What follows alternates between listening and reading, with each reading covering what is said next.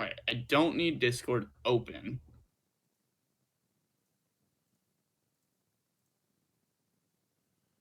Okay.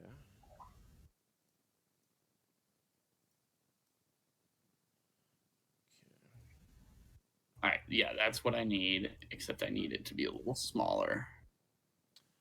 There we go. All right.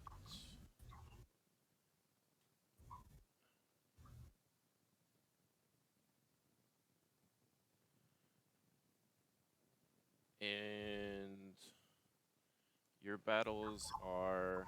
Where did you post them in this chat? I'm trying to find them.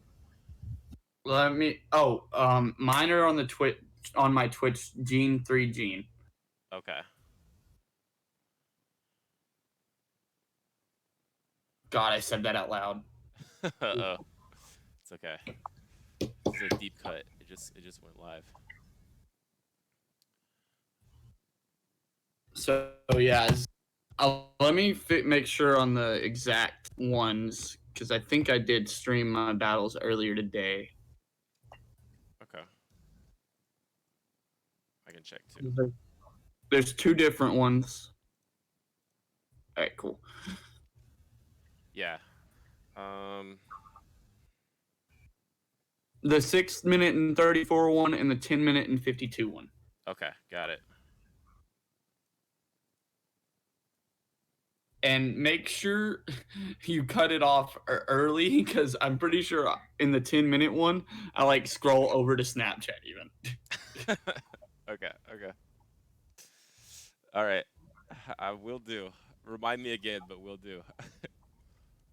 All right. Bar. I Bar. the first game I feel like I should have won. The game 2 and 3 I Wait, didn't wait, even. wait! Don't say anything yet. Don't say anything. We're live. You're We're right.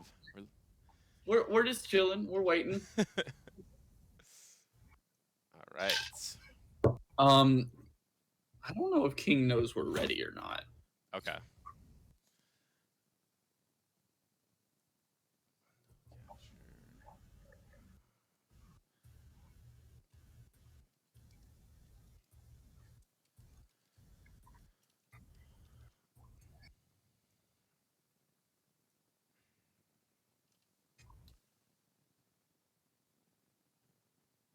Oh, Coliseum's here.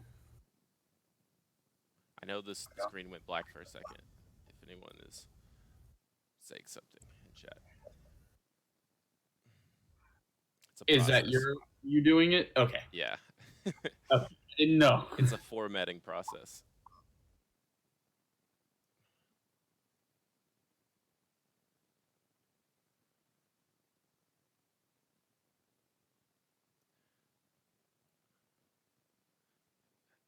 Because like See, the Google Docs and like the Twitch and the YouTube like all have different sizes.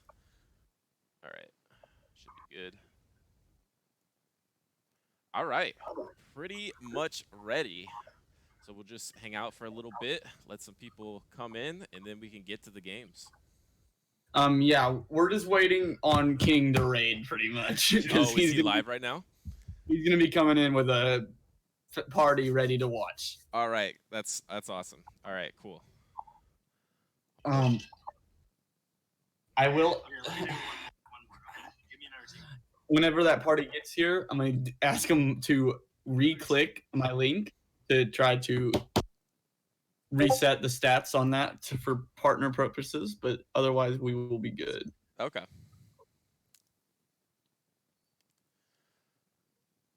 Sounds good.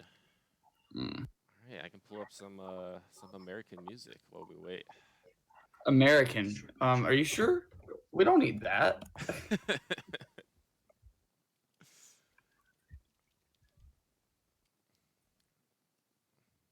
What's that? Never heard of it. I don't know what else.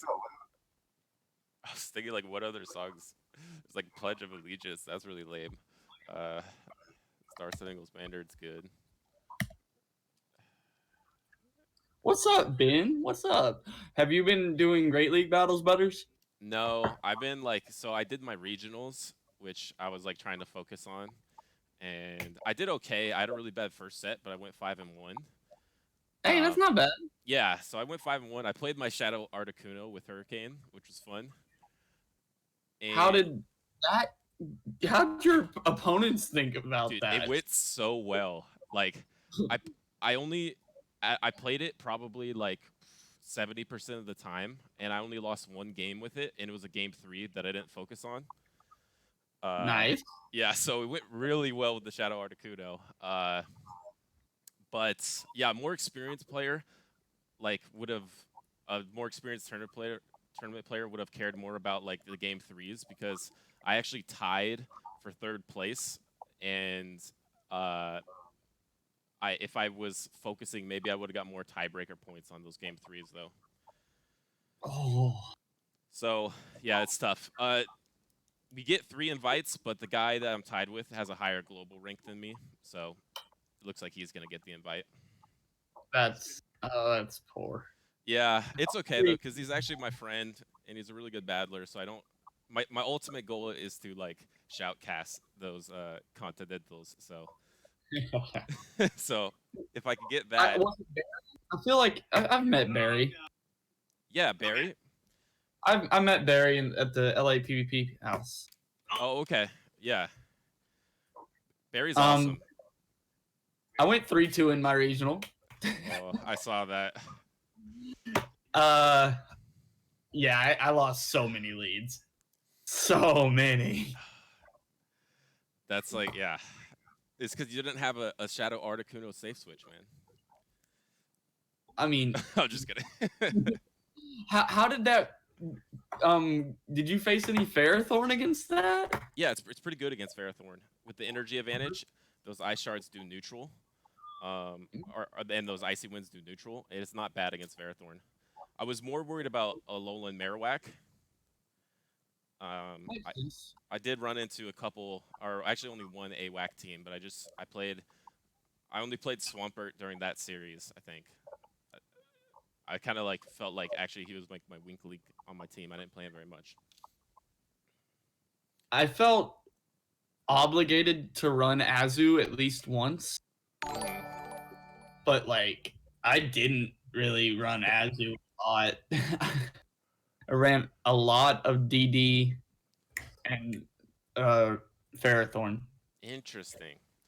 Yeah, that's what I kind of wish I had. I'm kind of wishing I had the DD instead of um, my Swampert, because I actually ran into a Scrafty Bastiodon core, like Scrafty Bastiodon Hypno core, which was really hard for my team.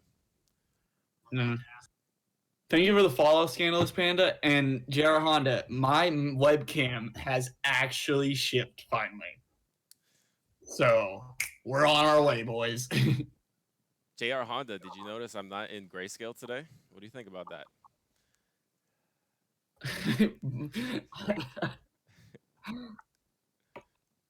I'm not used to this. Yeah, no, me neither. Here for the Team USA hype. Let's get it. Exactly. This guy gets it. Thanks, Scandalous Panda. Congrats on winning your regional in Las Vegas. Pretty hard to win a regional. Never done it. So Yeah, congrats, man. That's awesome. What's up, guys? let's see who faces Canada. Yeah, Rocho, you get it. We'll have we'll see here in these battles how they go. Yeah, we don't know who's in the finals. I'm trying not to say We don't know. I don't know. I just get asked to set these things up. I don't know any of the information.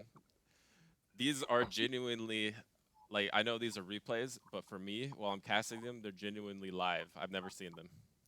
I've seen my battles. That's it. Okay, so they're genuinely live for Arrow as well, except for his. Well, I played them. I might still question my. Okay.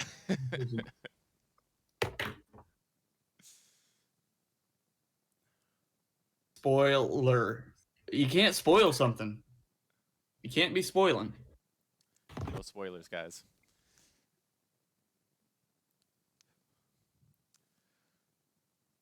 Welcome in, everyone. Good to see you all. Oh, and to answer your question, no, I haven't been playing GBL Great League. I started back at 2100 when Great League came back. Oh my goodness. I am already up to 2650. Wow. Yeah, I saw your tweet that you went 21-4. That's crazy. Little less today. Went 19-6. That's still crazy though. But the team's there. It's a good team. Can you share, or are you keeping it secret for the stream later? I'm gonna keep it secret because Okay. I plan on streaming tomorrow for Okay. the first time in a while for my GBL sets. Okay. And yeah, it's gonna be interesting. It's meta, but not. Ooh. It's a meta that not many people are ready for. Okay. Okay. I'm excited.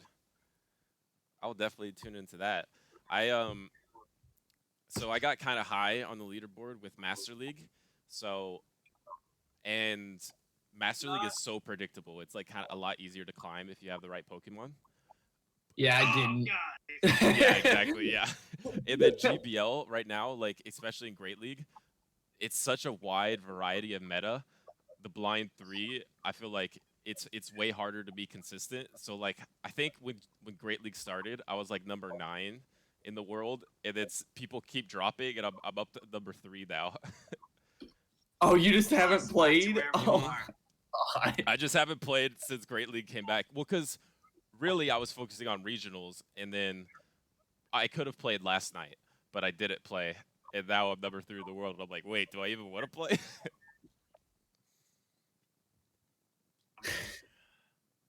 I'm streaming no, might stream some GBL tomorrow. I think King's gonna be coming soon. Okay, cool.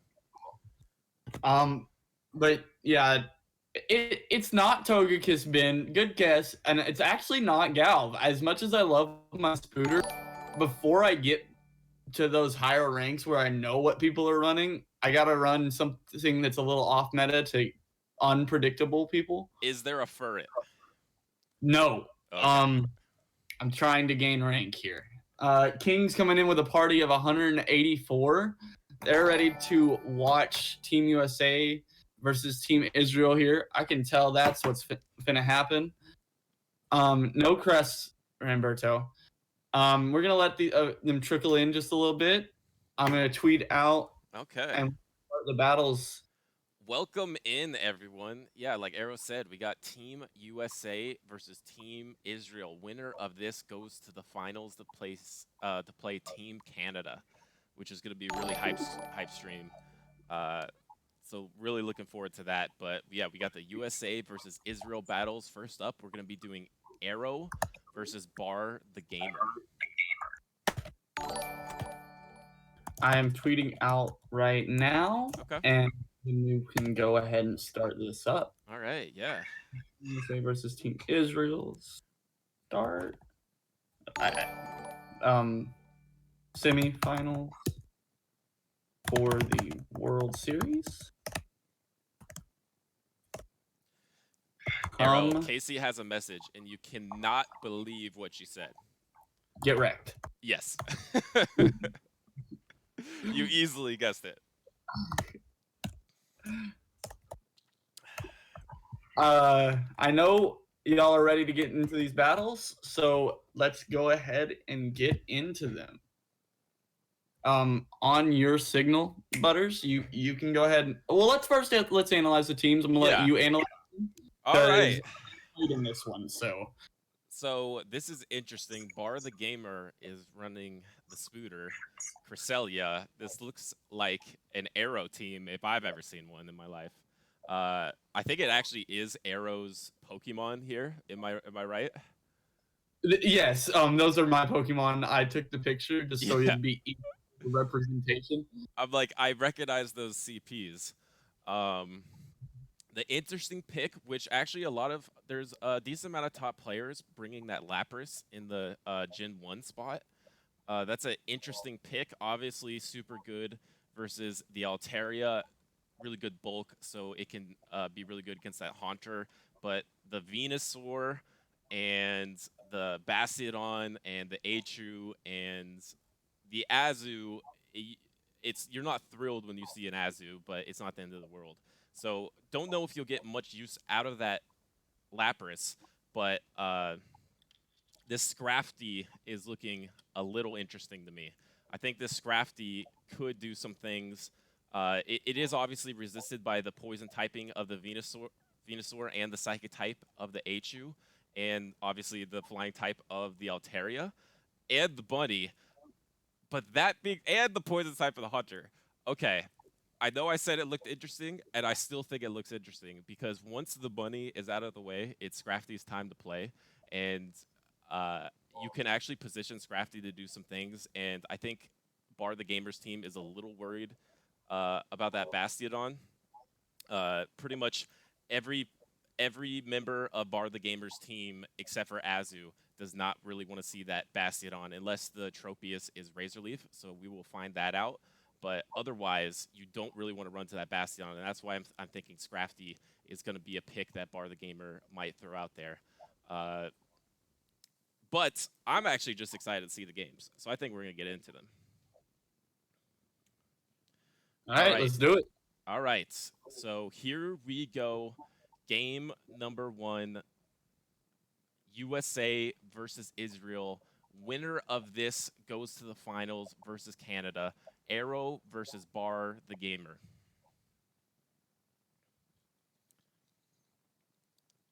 Arrow rocking the new pose. I like it.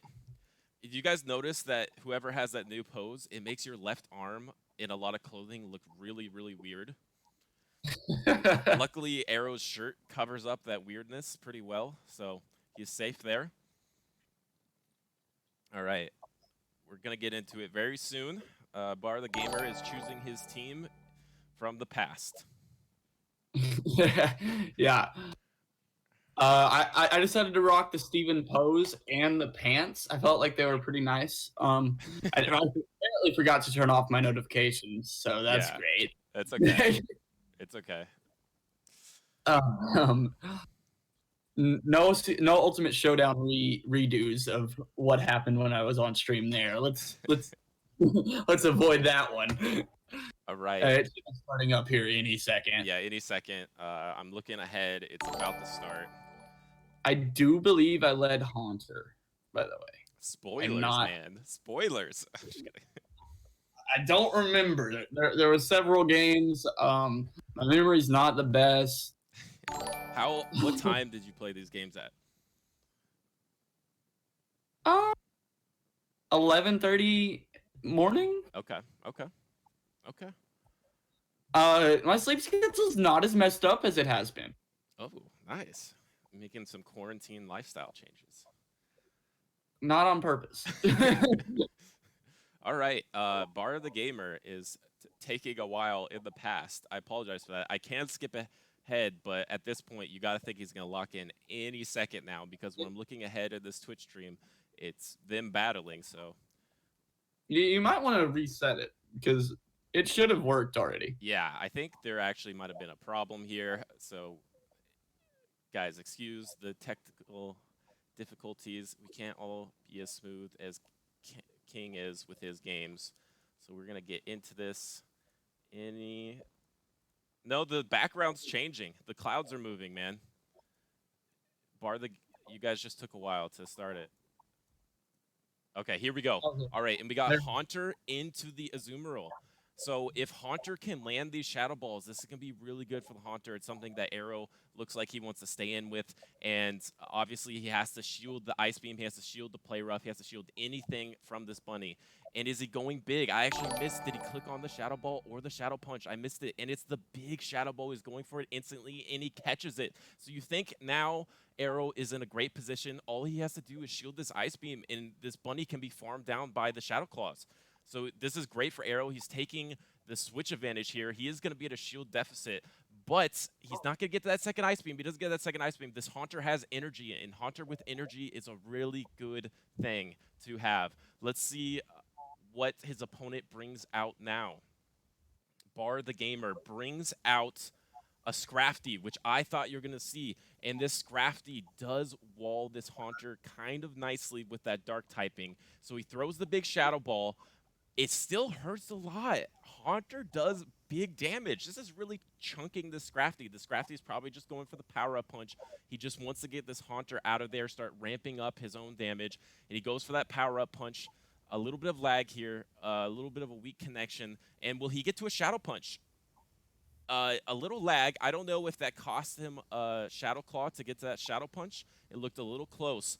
But now Arrow comes in with the H-U, and the H-U can be in a farm position, but it's really scared. He's obviously at the shield deficit here. He doesn't want to shield a power-up punch and then take a foul play, and he shields the foul play. This is really good for Arrow here. So he goes into the instant switch from Bar the Gamer into the Tropius.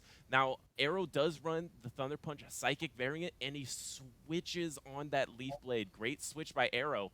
And Arrow is now taking the neutral Leaf Blade from this Tropius, but this Bastiodon, the damage is going to add up, and this Tropius is Air Slash, so it's not doing that Razor Leaf damage. But the scary thing is, Scrafty does have a bit of energy, and I feel like Arrow cannot throw a charge move at this Tropius. It has to just farm down.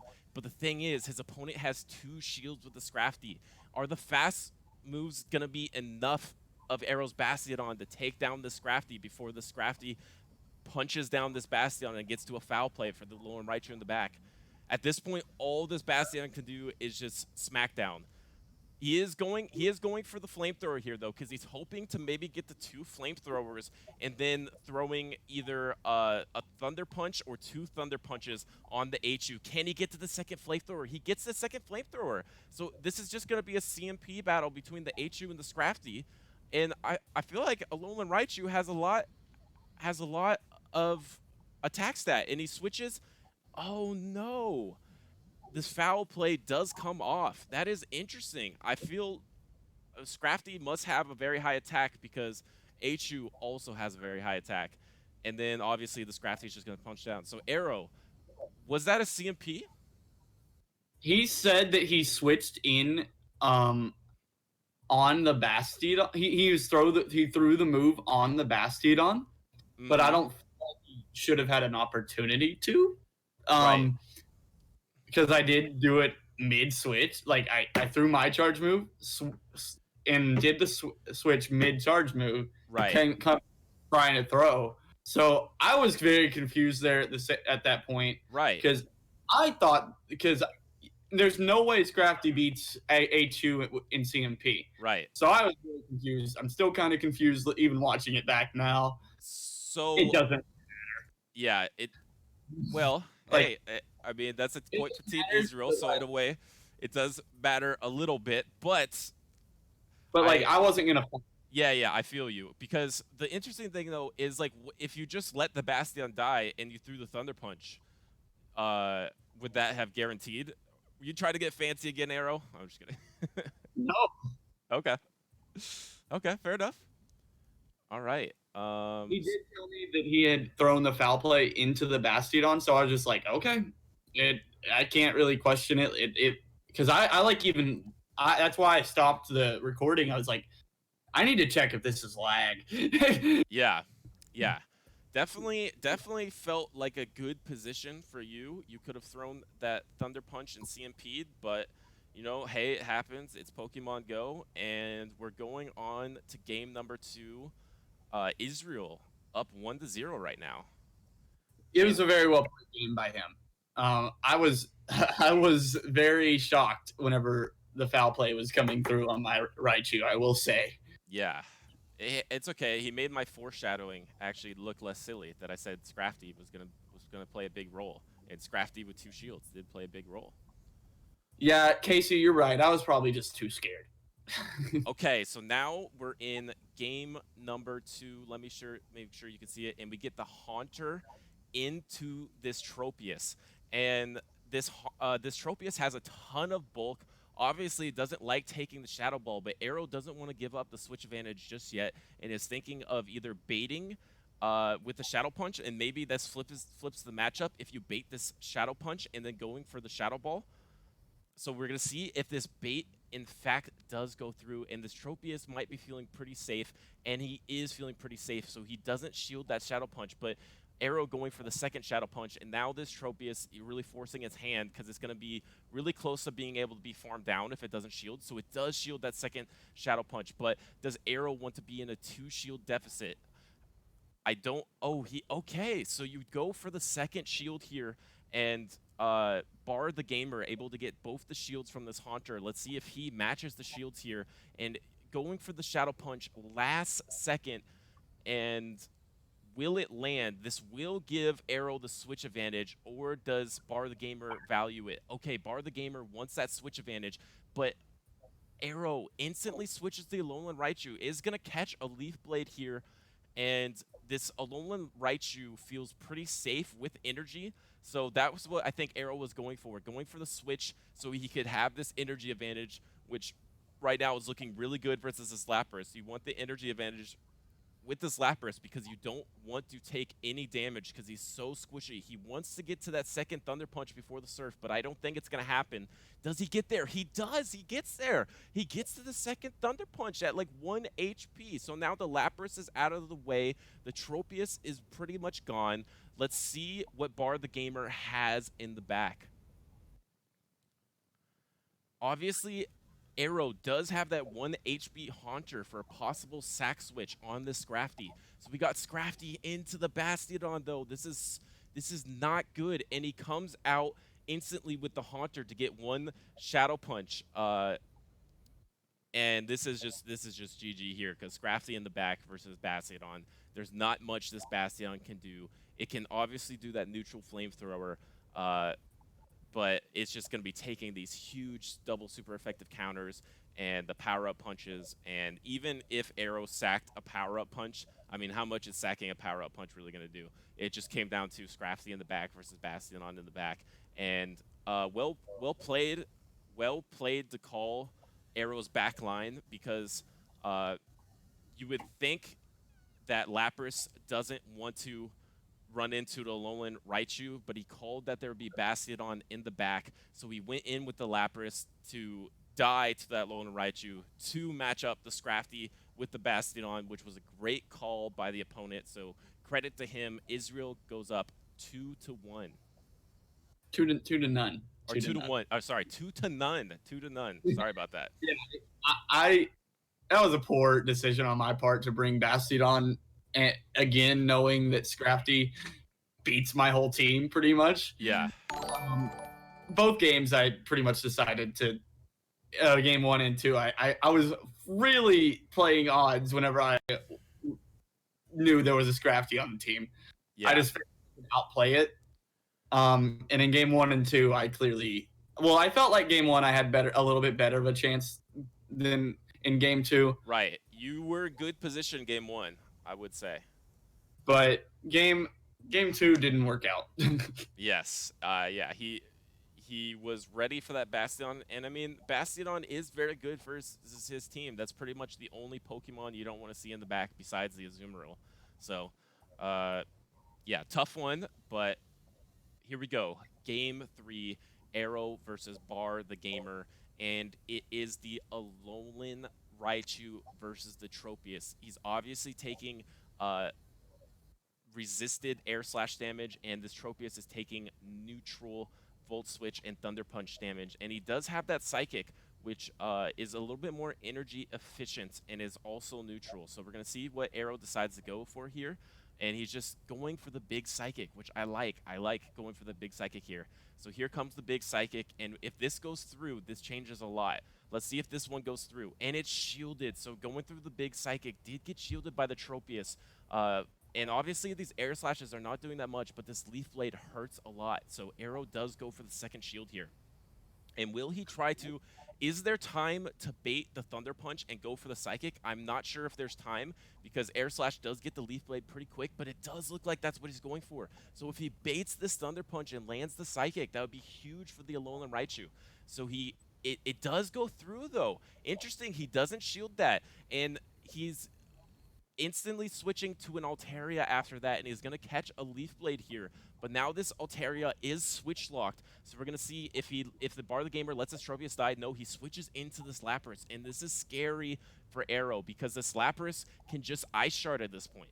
This Lapras can actually just Ice Shard farm this Altaria, and that is a bit scary for Arrow because this Lapras will have some energy. Obviously, it doesn't like taking the next Sky Attack, but this Altaria doesn't look like it's getting to it. So it's just going to get farmed down by the Ice Shard. Almost gets to that Sky Attack, but that Dragon Breath damage obviously chunked this Lapras big time.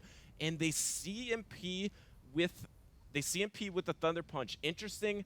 I guess an extra Volt Switch went through because it looked like the Lowland Raichu had a Thunder Punch and should win the CMP. So 2 CMP games not going in Arrow's favor for some reason, and this is just a GG.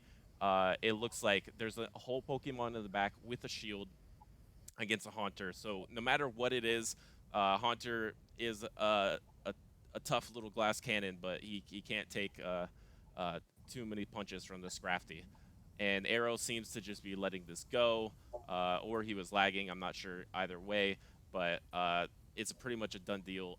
It was a bit interesting on those CMPs because it did obviously look like Arrow threw another Volt Switch before the Thunder Punch. I don't know if it was intentional or a mistake on the game.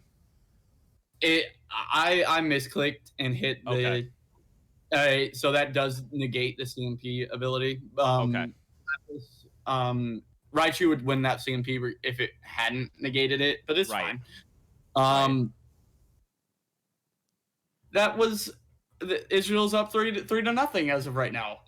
Yep. So Arrow didn't do well in that one. Yeah. I'm speaking about myself in the third person. I felt like I could have won game 1, game 2, and game 3. I just poor team comp. That's fair. That's fair. And, it makes it interesting because now Team USA is in a hole here. Arrow dug up a little nice hole. Just kidding. And let's see if Team USA can rally back. You think you could put a text up of the score between on each side, like below?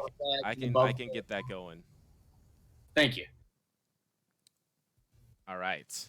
So next up, I will put the score in 1 second. Israel is up 3-0. Next up, we got Caleb Pang versus Ite 3R3. So let me do a little production real quick, and then we will get into those games. I'll put up the teams first. So I don't know if Arrow, you could maybe talk about the teams. I can go over the teams. Thank y'all everyone for being here. This is Team USA versus Israel.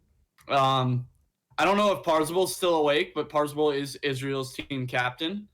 One of the most he's definitely the most renowned Israel player. Want to give them a lot of credit. They are our opponents here, and they deserve to be our opponents here. Pretty exciting, but this is to see who gets to face Canada here, and I think we're all rooting for Team USA here. Some people might not be. Canada might not want to face us. I get it. Yeah, it's. I get it, we are working on getting the store up. Yeah, and the teams up. Sorry, it's a process over here. It is currently 3-0 Israel. Thank you for everyone that has followed recently. I do appreciate it. That's a personal thank you from me, Arrow. Yeah, I think Canada is scared of whoever comes out of this. Ooh, shots at Canada. Okay. But yeah, looks like Caleb's Pang's team. He's rocking that Skarmory, so very unique. That's not an Azumarill.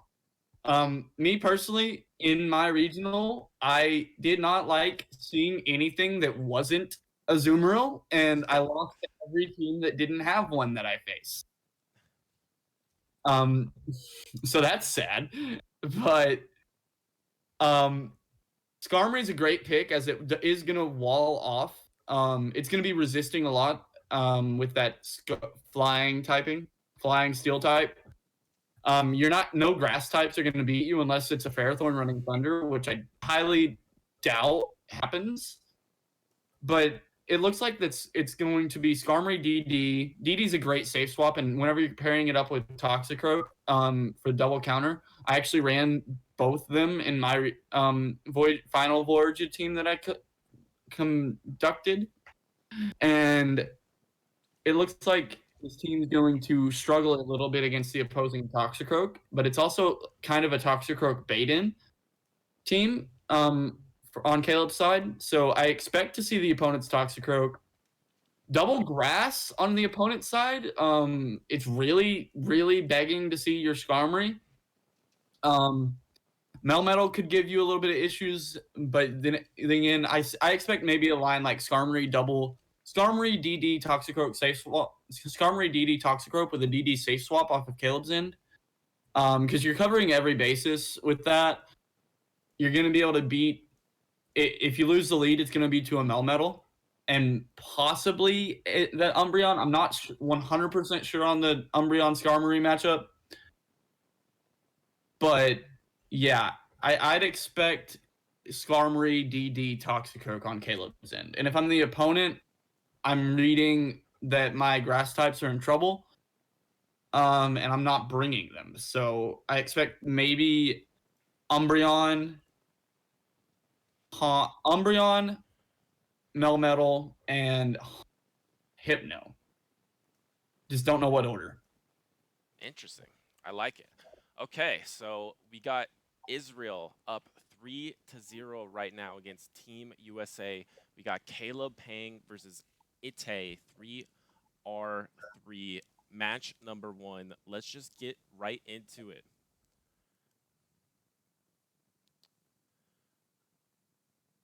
All right. Little suspense as they choose teams in the past. It's harder to skip ahead here because I can't see a preview of the video. So we're just going to let this roll for a second, and we'll see if Caleb is actually running what Arrow thinks looks good on his team. I wouldn't be surprised if Caleb does go with something similar. With him running 2 grass types and Toxicroak and Hypno there's no guarantee that Hypno has Thunder Punch, especially with him running 2 grass types. He's probably carrying the Ice Punch variant. And it's the Skarmory lead into the Melmetal. This is not great for Caleb, so he instant safe switches into the Meganium. Interesting safe switch there. That is a very interesting safe switch, because if his opponent had brought that Tropius at all, this Meganium would be farm food. Right, so it's a call on Caleb's side that he thinks he will not bring the Tropius, and this safe switch has seemed to work out. It obviously took that Rock Slide damage, is now going for the Frenzy Plants on this Hypno. We're going to find out soon what elemental punch this Hypno has, if it's Thunder Punch or the Ice Punch, or if he has Shadow Ball as well. He's shooting whatever it is, even if it's a Thunder Punch here. It is the Thunder Punch, so it means he's running Thunder Punch, Shadow Ball, or Thunder Punch Focus Blast. The odds of it being a Focus Blast are low, but it's definitely not Ice Punch. Right, and now this Meganium went for the back-to-back Frenzy Plant. I don't think his opponent got an extra confusion in there, so Caleb, great plays, great mechanics there, and this Hypno actually double shields it because that Meganium was in farm down range, and then he switches into the Skarmory, but locks this Skarmory, but doesn't care too much about the Melmetal matchup, I guess. He knows that he has his Toxicroak in the back for that Melmetal, and if he gets rid of this Skarmory, he's looking really good.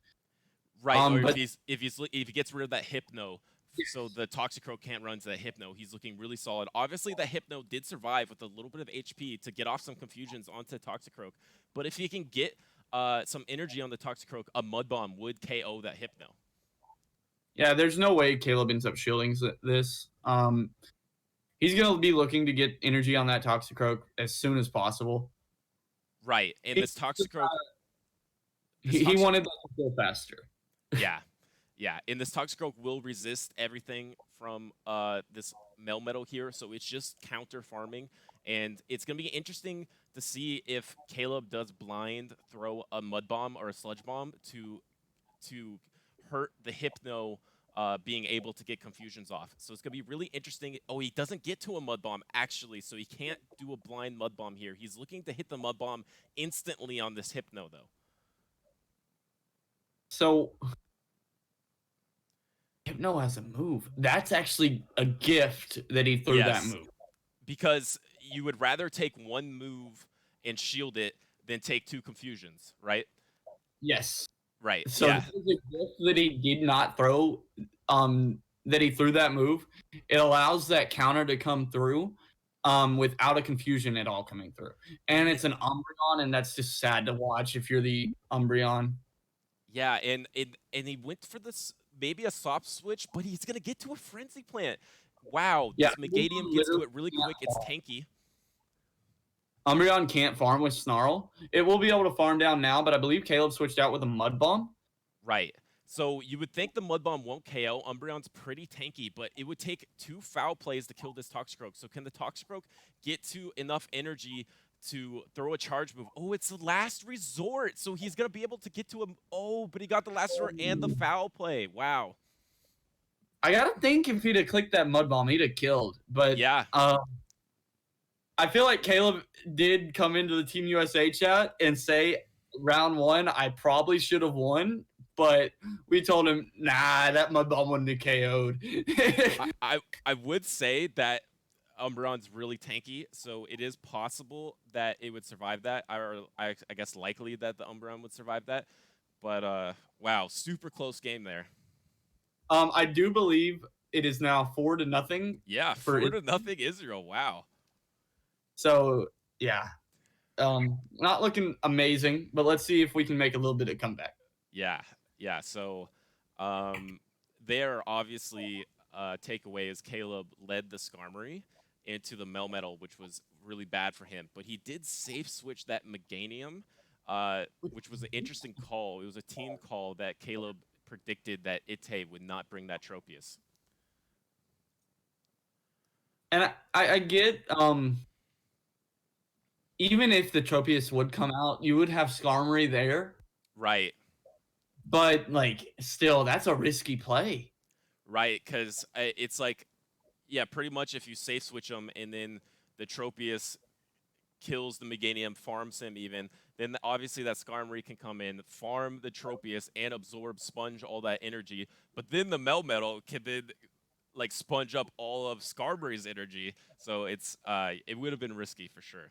But let's go ahead and get into game number 2, Caleb versus Ite. 3-3. Isreal is up 4-0 against Team USA. So we need to get some positive energy for Team USA here. I'm really expecting the Skarm DD Toxie line to come out at least once.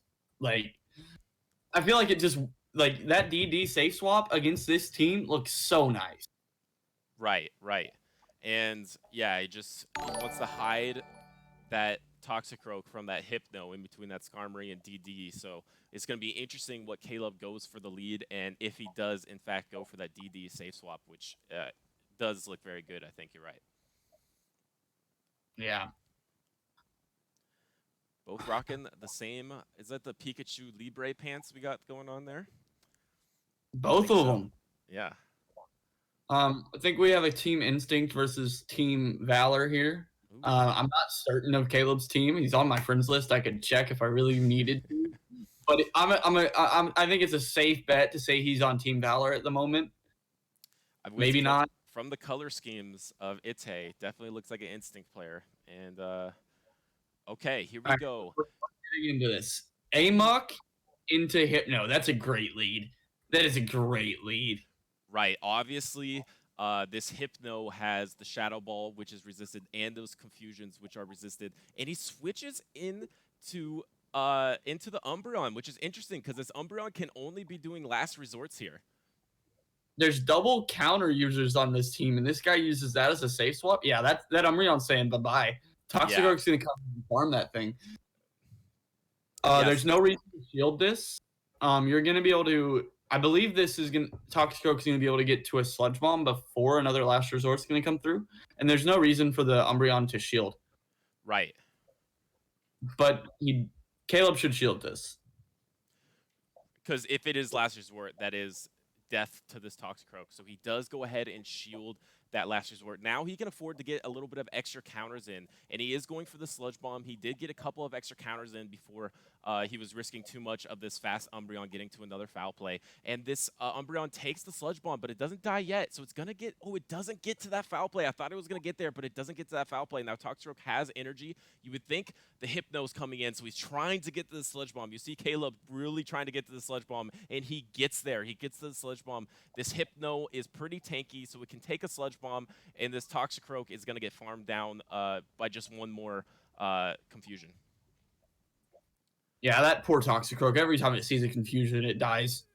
Yeah, but here we go. We're back at the start. The Amok in this beautiful matchup versus the Hypno. It doesn't matter if this Hypno has a little extra energy. This Thunder Punches are not doing very much to this Amok.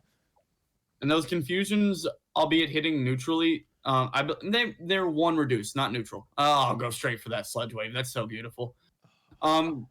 This Sludge Wave is going to come through. I expect him to swap out into that Skarmory and just farm him down from this point. It's a sad day whenever you switch your Tropius in and they have a Skarmory swap in as well. Caleb doesn't have to throw a charge move here, but I expect him to charge up to 2 Sky Attacks and then throw the Sky Attack and then Sky Attack into the Hypno to finish this game off. Right. Yeah, he's obviously double resisting this Tropius here, and this Tropius has no chance. Looks like Team USA is going to get on the board. I'm not calling this game over, but it is somewhat over, so I'm going to let my dog out real quick. Okay. Yeah, this game's over. You're good. Yeah, it's anytime there's a Skarmory on the other team, unless you're like a mind reader, it's very tough to switch your Tropius in at any point in the game. Because Skarmory into Tropius is just such a polarizing matchup on Skarmory's side that there's just no way. There's no way to come back from that. Thank you for the gifted sub, Alola Heart Out. And thank you for the tier 1 subscription, Country Nerd. I should probably say that. I appreciate that. Those that are here, if y'all don't mind, we are trying to hit partner at some point here. And if y'all could just click on the arrow and reset it as you're clicking my stream, it'd mean a lot to me. Those that came in with the raid. It's Ramberto, shut up. What's up, Dogemon? How's your day going? Yeah. I'm glad you all are here, and guys, big news. Team USA just got on the board. Yeah, we finally got on board. We made it. Caleb getting the first point for Team USA here. And yeah, let's get into game 3. And yeah, just to piggyback what Arrow said, it's cool that Arrow does a lot of these streams where he'll stream obviously the Team USA point of view, but he also does streams of his weighted tournament cups, and he's nice enough to ask me to cast them. So it's really awesome that you guys are all here. Arrow brings some unique and fantastic content. So with that being said, let's move on to game 3. Yes. All right. Do we think we're gonna see the Skarmory DD Toxie line? Yeah, is the DD coming out? That's what I want to see. I don't know. We're gonna see now. We get the Toxicroak. He doesn't think he's gonna lead. He thinks he's gonna lead the Melmetal again. Wow. That's beautiful. Obviously, huge lead for Caleb there. And he's safe switching the Umbreon, which is just fantastic. He's almost just sacking this Umbreon because the Toxicroak can now just kill this Umbreon and maybe even come out with a little bit of an energy advantage and still have the switch advantage here. This is great for Caleb. Yeah, that's very interesting. Maybe he didn't bring the Hypno, and he knew that Caleb would be worried about this swap in of Hypno and would make a quick swap and maybe make an error. Didn't happen. Great play by Caleb to avoid such shenanigans. But let's see if that Hypno does come out now. I would expect Caleb to throw a Mud Bomb just in case to save himself energy. From and the confusions, yeah. That is a very interesting point. I think, it does. I think you were completely right there. I think he was trying to get Caleb to make a mistake and to switch out of the Toxicroak because he's so scared of that Hypno confusion damage. So he was hoping for the blind switch. He doesn't get it, and here comes the Meganium. This Meganium is obviously taking resisted damage from the Thunder Punch, but it doesn't like the Shadow Balls. But it's not the end of the world if he takes one. So he goes ahead and not shield here and just going straight for these Frenzy Plants. So what Caleb did there is he went to his out rather than going into Amok. Whenever you go for a Meganium here, you are setting up the matchups in the back by sacking one Pokemon. So Meganium has decent matchups against both Melmetal and Hypno, but it is ultimately he's using it as a sack to force the matchups he wants in the back with Amok on Hypno and Toxicroak on Melmetal. Fantastic. There's no way he wins this. Yeah, fantastic point there. You're completely right. And Caleb is smart enough to know that the switch timer was almost up on that Hypno, so that Hypno could get out of there. So fantastic point that he decided to sack that Meganium, and now he's going to be able to farm down this Melmetal a little bit. If the switch clock was done for his opponent, he probably would have gone into that Amok, but yeah, that was a fantastic point by Arrow. That's exactly what Caleb went for. And now he's going for the Sludge Bomb on this Hypno. And obviously he has that Amok in the back. This is looking very good for Caleb. Yeah, it looks like he's going to switch that Amok in. There's nothing this Hypno can do at this point, and he's going to get that Dark Pulse off without a problem. And Caleb's going to actually end up taking the set overall for versus his opponent and giving USA 2 points. Yes, and that Hypno was frozen in its fate. It knew it was over. It didn't even throw those confusions. And USA don't call it a comeback. USA now 2-4. Caleb taking his series versus Ite 3R3. I do believe we will have all 8 battlers for Team USA. I'm not 100% sure if we have Mason's videos or not. Okay. I will send him a message and see if he can get those to us. Okay, so now we have a pretty good one as well. I think we got Ramberto versus Parzival. Okay, and Parzival is Israel's team captain. I have said that he's the most renowned battler out of Israel. Right. Very solid battler, well respected across the community. And he pretty much single-handedly picked up. He's like, I remember seeing a quote from him. He either said it in a Discord chat or a tweet. He's like, I don't have a ton of aces, but we still want to compete. Is that at all possible? So Israel being kind of the underdog here, and his team's performing really well. So he put together a team of his friends, and they made it to the semis to face us. And let's see if they can make it to the finals versus Canada. And definitely, you love to see that because, I mean, no matter where you are in the season, if you're an ace, if you're an elite trainer, wherever, and people have a chance against these top trainers, and you want to have the confidence and the ability to be able to try to compete against them. So shout out to Isreal. Like he said, that not a ton of ace trainers, but wanted to compete anyway. I think that's really cool. And a note on this while you're doing the setup for it. This is coming from Parzival's view, actually, because Ramberto failed to record his matches. He didn't It wasn't fail. a fail. I think he just didn't do it. He tried to. It didn't work out. Okay. But we will be seeing it from Parzival's side.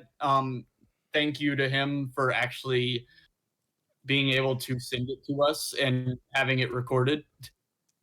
Yes, but we are getting awesome. The team set up now as we speak. Okay. I think I know Ramberto's team from memory. It's Meganium, Zwylos, Toxicroak, Registeel, Azu, and I believe Hypno. So yes. A very popular team, I'm gonna say. Well, that team, he's the one that started that popularity. Yes. No, I definitely agree. That's a credit to Ramberto. To a lot of people have taken his team and used it in a lot of regionals and Voyager settings. So yeah, shout out to him. Yes. I do not know Parsible's team right off the top of my head. I have We'll it see. up. I have Parsibles up first, and I'm Oh, grabbing. I will be grabbing. so it looks like Parsible is running the same team that that his teammate just ran. If I might be wrong. Unless I didn't update it. Let's see. Melmetal, you're wrong. What I'm what? wrong. There's it looks really similar. There might be a change.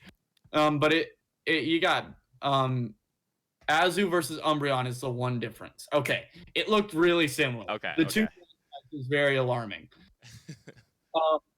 So you got Toxie, Meganium, Tropius, Hypno, Melmetal, Azu. So with this team, I see Reggie being played for Ramberto. Because although it gets hardwalled by Toxie, it has played versus both Meganium and Azu. It walls Tropius, and it walls Hypno. And the Melmetal matchup, depending on how you play it, it can go either way.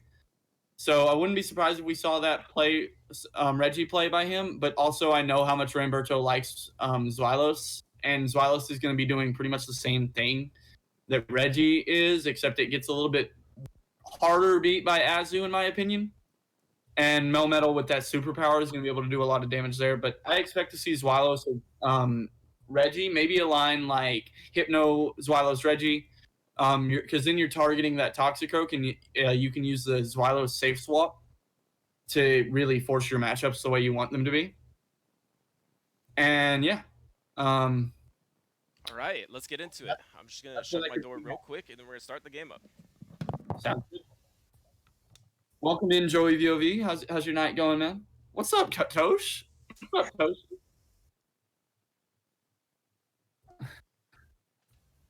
All right, here we go. We got Ramberto versus the team captain of Isreal. Isreal is up 4-2. This will be their first game of their set, and let's just get into it. This is from Parsible's point of view, right? Yes, so we will be seeing Parsible's side. So okay, we see Ramberto off in the distance there with his egg backpack, and it's Bunny versus Bunny. We can easily see what Parzible is running. He is running the play rough, so I have to think that Ramberto's running the ice beam. If I remember correctly, Ramberto's running ice beam. So Bunny advantage to Isreal. The Israeli bunnies play rougher than the American bunnies, confirmed. Yes, and Ramberto's running ice beam. I don't think he's running. Yeah. And so he shoots off that Hydro Pump, he switches into the Hypno, which is really interesting. And then now we get the safe switch by Parzible, bringing into his Meganium. Now, this Meganium doesn't like these confusions or the Shadow Balls, but obviously does not mind these Thunder Punches. We'll find out the Elemental Punch or the Shadow Ball, and it is the Shadow Ball. Ramberto's running Thunder Punch, Shadow Ball in his Hypno. Right, makes sense. I don't expect him to shield the first one, but I do expect a shield to come through on the second Frenzy Plant, and I expect Ramberto to confusion down this Meganium. Then he's going to have an option of throwing Thunder Punch into that Azu later on. Right. So that was really big, because if you do land the first Shadow Ball onto this Meganium, he is in farm range, and that is what Ramberto is going for. He's going for the farm, and he is going to be meeting either a Bunny or a Tropius, and Parzible is running down that switch clock. Let's see what he goes in with. He doesn't love the Thunder Punches on the Bunny, but he brings in the Tropius, so these Thunder Punches are neutral. So now he's taking not too much damage from these Air Slash, so will the Hypno be able to get the one more Oh, and he goes for the Shadow Ball, though. Doesn't do a lot of damage, though. Really. Yeah, it is.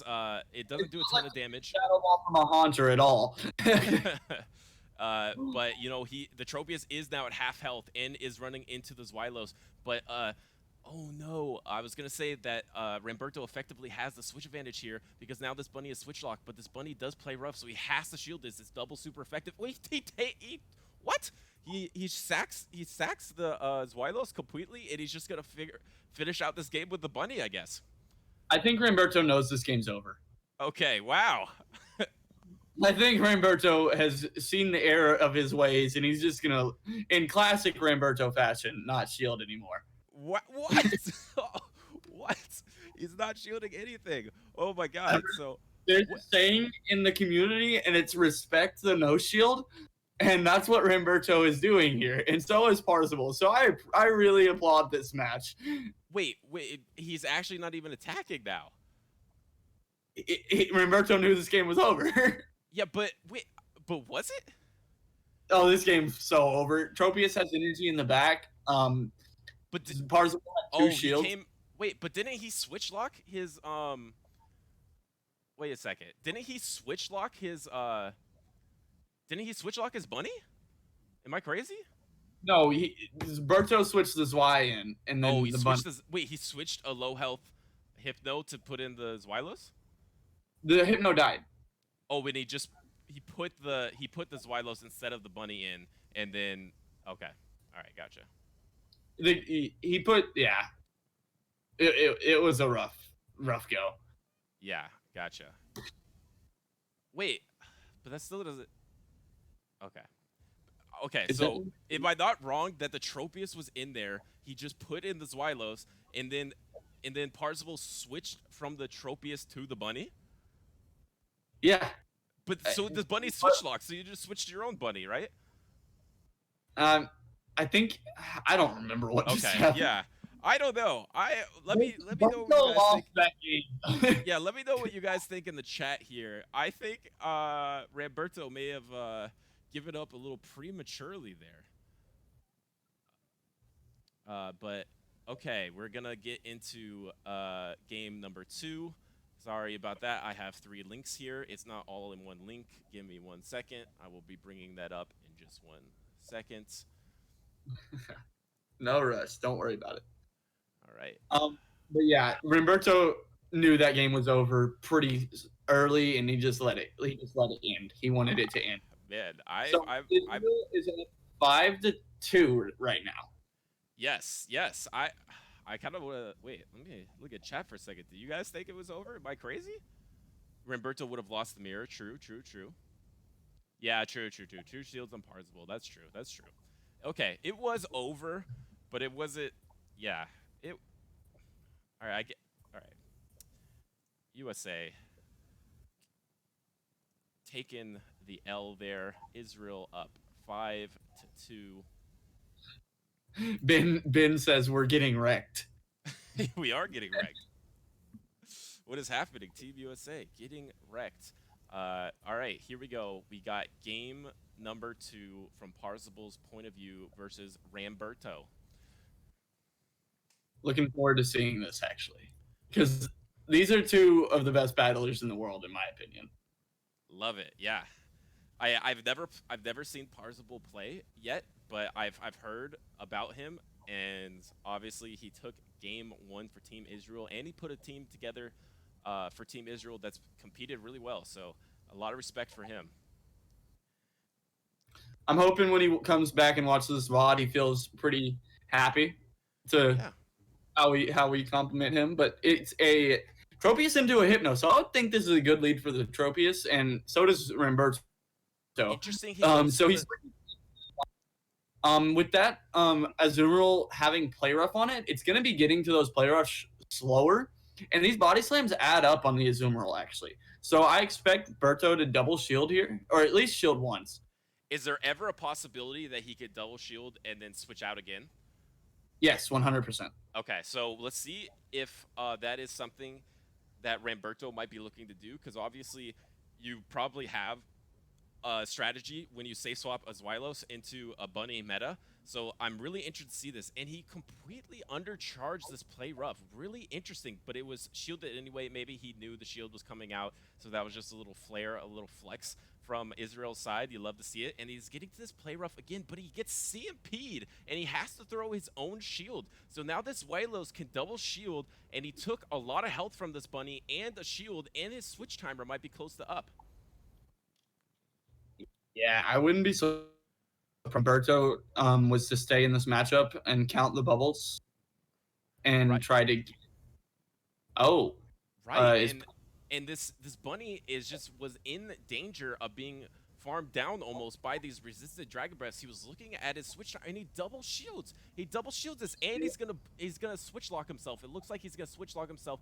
Oh no, but Ramberto switches because he was counting those bubbles, and now it's a Reggie versus the Melmetal, but the Reggie had a little bit of an energy lead. he messed up? He messed up big. Yes, he double shielded that bunny, and now this Reggie is just gonna go off on Parsible's team. It's over. In my opinion, it's already over. Hey, can he get to this Hydro Pump? Does he get to the Hydro Pump? He does get to the Hydro Pump. At least he's gonna chunk this Reggie a good amount, but this Reggie's gonna have energy, and this Tropius doesn't have Razor Leaf or shields. This Reggie is gonna do some damage here. Really interesting strategy by Ramberto to safe swap the Xylos and force 2 shields on a matchup that is supposed to be so heavily favored for the Azumarill. Wow. Like, if you remember what I said prior to the match beginning, Hypno, Zwei, Reggie was the line I could see Ramberto possibly running against this team. Right. And what did he do? Yeah, but I couldn't imagine him safe switching a Xylos into a play rough buddy and getting such a huge advantage in the game. That is crazy. Xylos, those Dragon Breaths do a little bit more than Altaria's, I would Right. say. And it's just a great Pokemon. Yeah. It has to avoid Charm at all costs, but Right. I know Ramberto's really proud of his Xylos being able to hit the 2 shield mark on Bastiodon. But yeah, it's a matchup I know Ramberto feels comfortable in. Yeah, I mean, wow.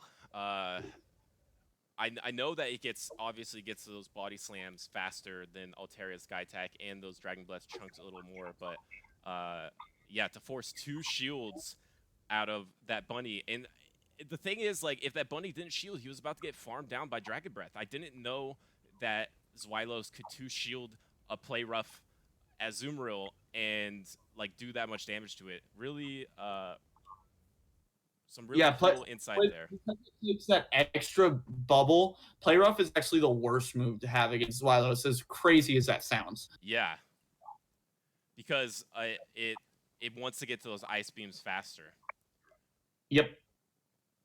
All right, wow. So let me update the score real quick. We got 3. USA with 3 points now. And Holla. Ramberto. Oh, go ahead, sorry.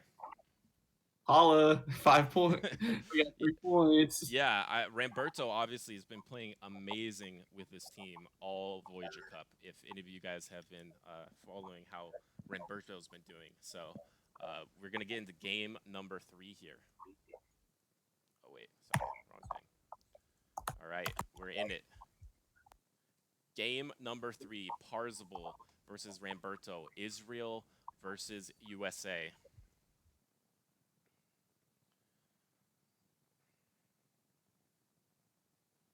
All right, so here we go. We got the Toxicroak into the Toxicroak mirror. Now this is interesting. Who has the CMP? He's just spamming. Parzible's just spamming this Mud Bomb. We don't know if Ramberto was also just spamming his Mud Bomb. I guess we're gonna find out very soon. And he shields this Mud Bomb because that just chunks. And was that a CMP, Arrow? It was a CMP. Okay. It seemed like looks like Ramberto's Toxicroak might be better IVs overall. And yeah, look at that counter difference. Yeah, it did. Yeah, I don't know. I felt like Ramberto snuck in an extra counter. if I'm not Roberto mistaken. is one of the sneakiest players, and I do believe he figured out a way to piggyback again. Yeah, I looked like, to my eye, he sneaked in an extra counter, and so he just took that Toxicroak mirror by sneaking in that counter. Amazing plays by Ramberto here, and is forcing the shield on this Azumarill, and now you have to think this Azumarill will be able to bubble down the Toxicroak because he doesn't want to switch lock his Pokemon and maintain that switch advantage here. I expect the Reggie to come in. Oh, Hypno. Hypno in any safe switch to his Meganium. And then what does Ramberto have in the back? He has the Reggie. Obviously, this Ramberto has the one shield here. This Earthquake does a lot of damage. This is I do not bluff. expect Roberto to shield this.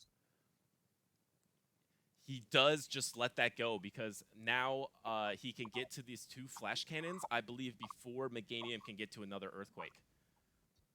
Meganium is going to throw. Oh, he focus. Okay. Interesting. The plays by Roberto here, going for the Focus Blast, and this Meganium going for the Frenzy Plant, but I don't think it's enough. It's obviously resisted by this Registeel, but with the Reggie shielded, it doesn't shield it, and it's left at like almost no health, and now it's a battle of fast moves, but the Reggie goes down, and this Meganium has a little bit of energy versus this Hypno, and will it get to the Frenzy Plant? It gets to the Frenzy Plant on this Hypno, so now this Hypno is going to have a bit of an energy advantage versus the Azumarill. Will it be enough? But this bunny, I forget, also had this Hydro Pump just waiting in his back pocket, and now he's throwing this Hydro Pump. This Hypno is now in play rough range, so he has to kill this Azumarill with Thunder Punches and Confusions before this Azumarill gets to a play rough. He may. I think the Hypno gets there. Yeah, Ramberto really played that well. Right, and now obviously the Meganium has a tad of health, but it's going to die to 1 Confusion. It has no energy, and Meganium shrinks up. He goes down. Team USA with another series win, making it 4-5. USA versus Team Israel. Yeah, call it a comeback. Very well played by Ramberto there. He really relies on that Hypno's confusion damage a lot, and it works out in his favor there. Man, the nuances of like throwing. Okay, so like Ramberto is like playing a little differently than you would see a standard player play. Like he threw that Focus Blast, which was like super interesting. I would love to hear like what he was thinking if he was just trying to put the Meganium in farm down range for the Hypno to line up that energy advantage to kill the Azumarill.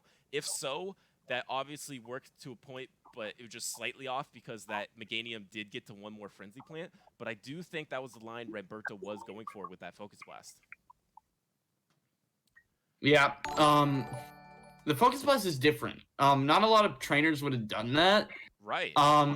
But the reason he did it is because whenever you Focus Blast that Meganium, you're telling the opponent, yes, you're gonna beat my Registeel, but yes, I'm gonna farm you. Right. And that's exactly what happened. He ended up eating 1 charge move regardless, so it didn't really matter which one he chose to eat, the Frenzy Plant or the Hydro Pump. He knew he was only going to eat 1 and that he was going to go to a double Thunder Punch because of the farmed energy. So he was feeling really comfortable there, without a doubt. Right. All right. So next up, we'll have Cody for Team USA versus You've 87. So let me go ahead and try to pull up those teams for you guys.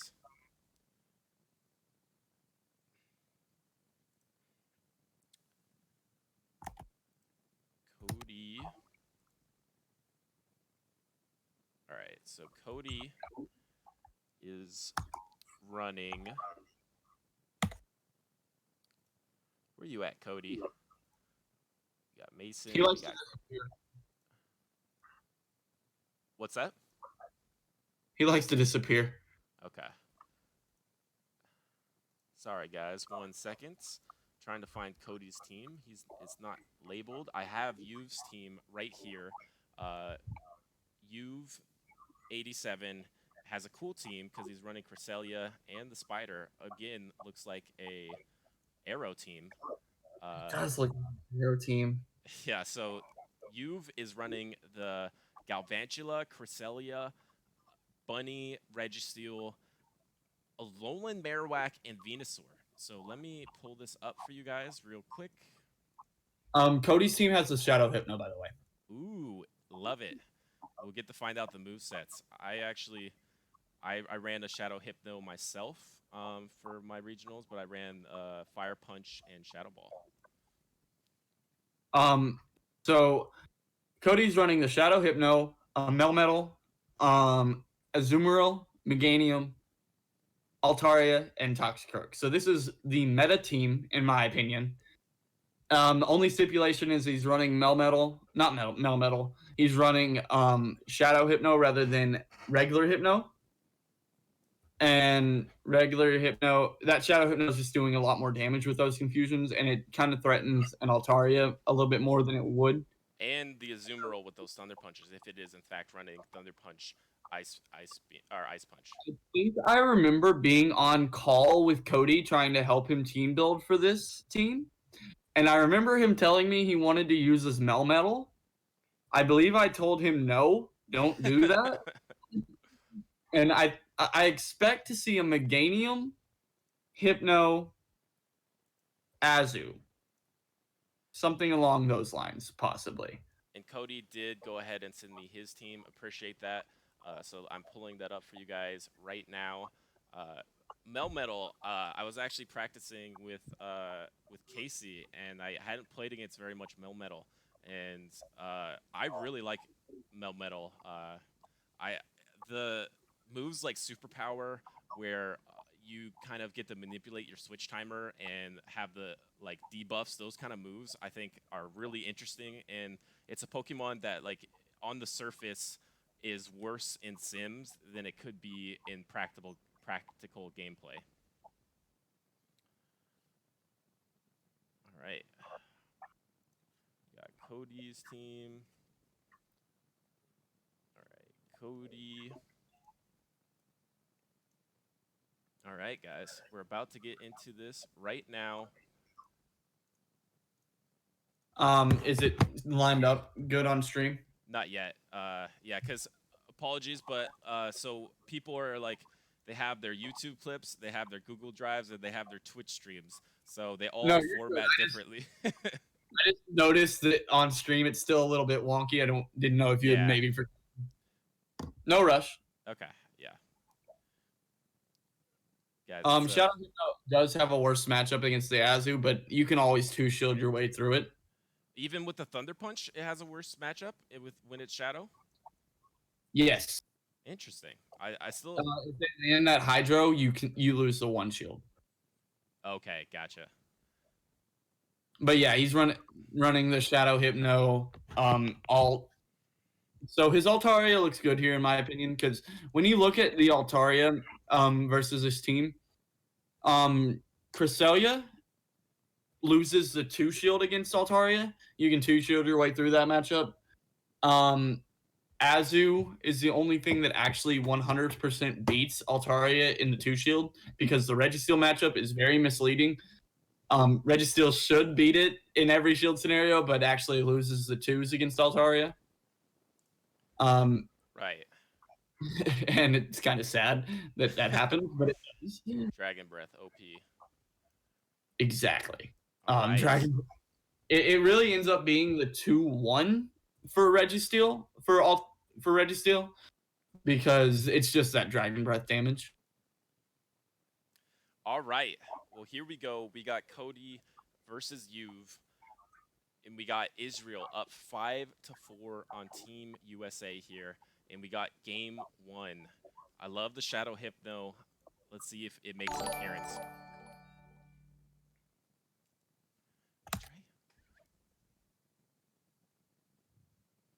All right. I do believe we might see an Altaria lead. Yeah. It's an Altaria lead, I believe.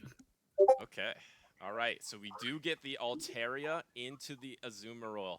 This is bad news for this fluffy dragon. So he's going to safe switch. A little bit of lag here, but it's okay. It doesn't really change too much. Safe switch into the Shadow Hypno. I love it. It is running the Thunder Punch, Ice Punch. And was this all the way up at the Hydro Pump? This is a big... And it was a play rough. Interesting. The Israeli bunnies play rough. They all have been playing rough too, man. Like, it's kind of crazy. Yeah. And then he got to switch into the Alolan Marowak, and this is actually not a horrible spot for this Hypno to be in, because you are throwing that Thunder Punch immediately, and you're evening up the shield scenario. And these Thunder Punches are doing a lot of damages. As long as he shields the Shadow Ball, he shouldn't be able to win this matchup. right. So And the is coming through, and it's the Shadow Ball. yeah, and obviously Hypno doesn't have the Shadow Ball himself in this Shadow version, but these Thunder Punches and Confusions are just chunking so much faster than the Fire Spins and a potential Bone Club would. So now this Hypno has 0 shields, and it's spamming the Thunder Punch. It gets there, but will this Shadow Hypno Thunder Punch be enough to take out the Marowak before it gets to another Shadow Ball? I'm not sure about that. And the Thunder Punch almost KOs, and it just CMP'd. So now, if this is the Shadow Ball, obviously the Alolan Marowak and Team Israel takes back. Oh, and it's the Bone Club. So this Hypno can farm one more Confusion and kill this AWAC. So great safe switch for Cody with the Shadow Hypno. I was in his ear during that. I do remember telling him to run that, and don't worry because Red Steel's not coming.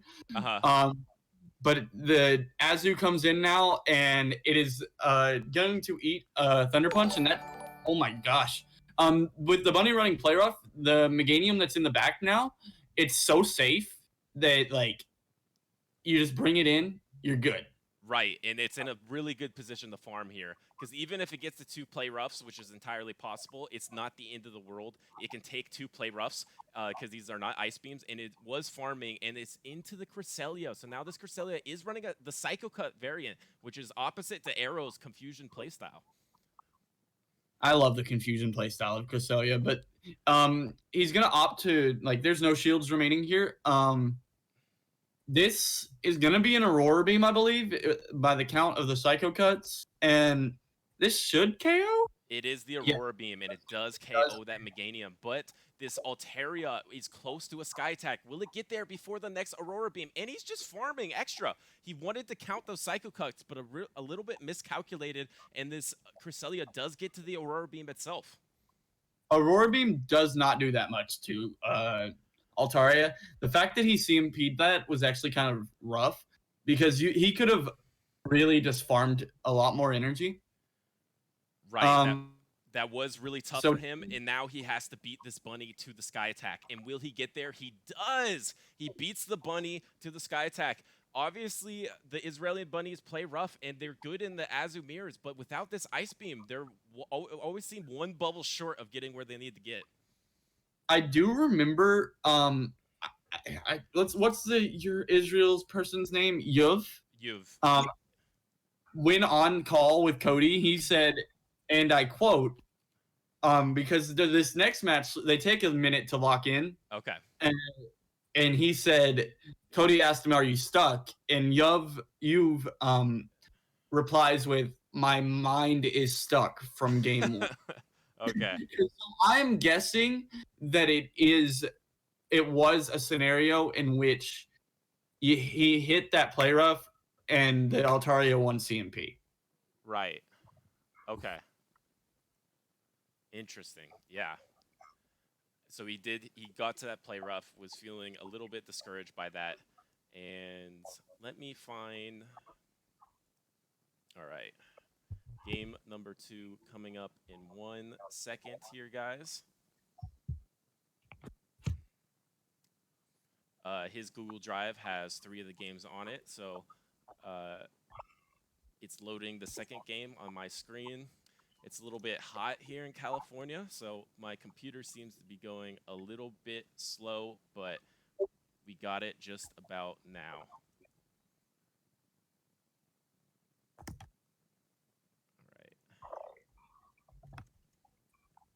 All right, I got it. Now I'm bringing it up on stream. All right, here we go. Game 2, obviously Game 1 ended in really close fashion. Cody tried to go for that extra form down, count those psycho cuts, but did take that Aurora Beam and putting him in range of dying to that play rough, which CMP'd on Team Israel's side. So, like Arrow said, we might be waiting just a little bit for Juve 87. Oh, but here it goes. Meganium into the Azumarill. Huge lead for Cody and Team USA. What is Team Israel going to safe switch? And it's the Alolan Marowak. So you come in with the Altaria here, and Altaria into Alolan Marowak. I typically can Altaria, a really good ranked Altaria can take 2 Shadow Balls without a problem. I remember Cody saying his could not, so I was like, just throw the Sky Attack. But yeah, he's throwing the Sky Attack here. This Marowak's gonna really determine how the shields fall. He does opt to not shield it. Cody's Altaria not being able to take another Shadow Ball is probably gonna opt for the shield, and I do believe that's a Bone Club, personally. Yeah, he maybe miscounted those fire spins a little bit, and so Yeah. this safe switch of AWAC is able to take a shield from the Altaria. But what will Team Israel come back in with? You have to think it's the bunny, and this bunny, is it ever gonna commit energy, or is it just gonna farm down? But like you were saying earlier, this Meganium doesn't really care as much if the Azumarill has a ton of energy because it's play rough and not Ice Beam. I wouldn't be surprised if we saw Cody switch into the Hypno. He does not switch into the Hypno, but like the Hypno can eat any charge move really from this Azu, and it's gonna offer like charge move K in the back. So we get a switch out here to the Cresselia. I saw the word pop up across the screen. Yeah, and he does switch that Frenzy Plant, but Frenzy Plant is a great move. It does chunk this Cresselia pretty hard. So now we know the Hypno is in the back, but Cody deciding to just go for these Frenzy Plants and maybe trying to switch an Aurora Beam. Let's see what he tries to do here next, or if he's just going to go ahead and take this Aurora Beam. He is now at a shield.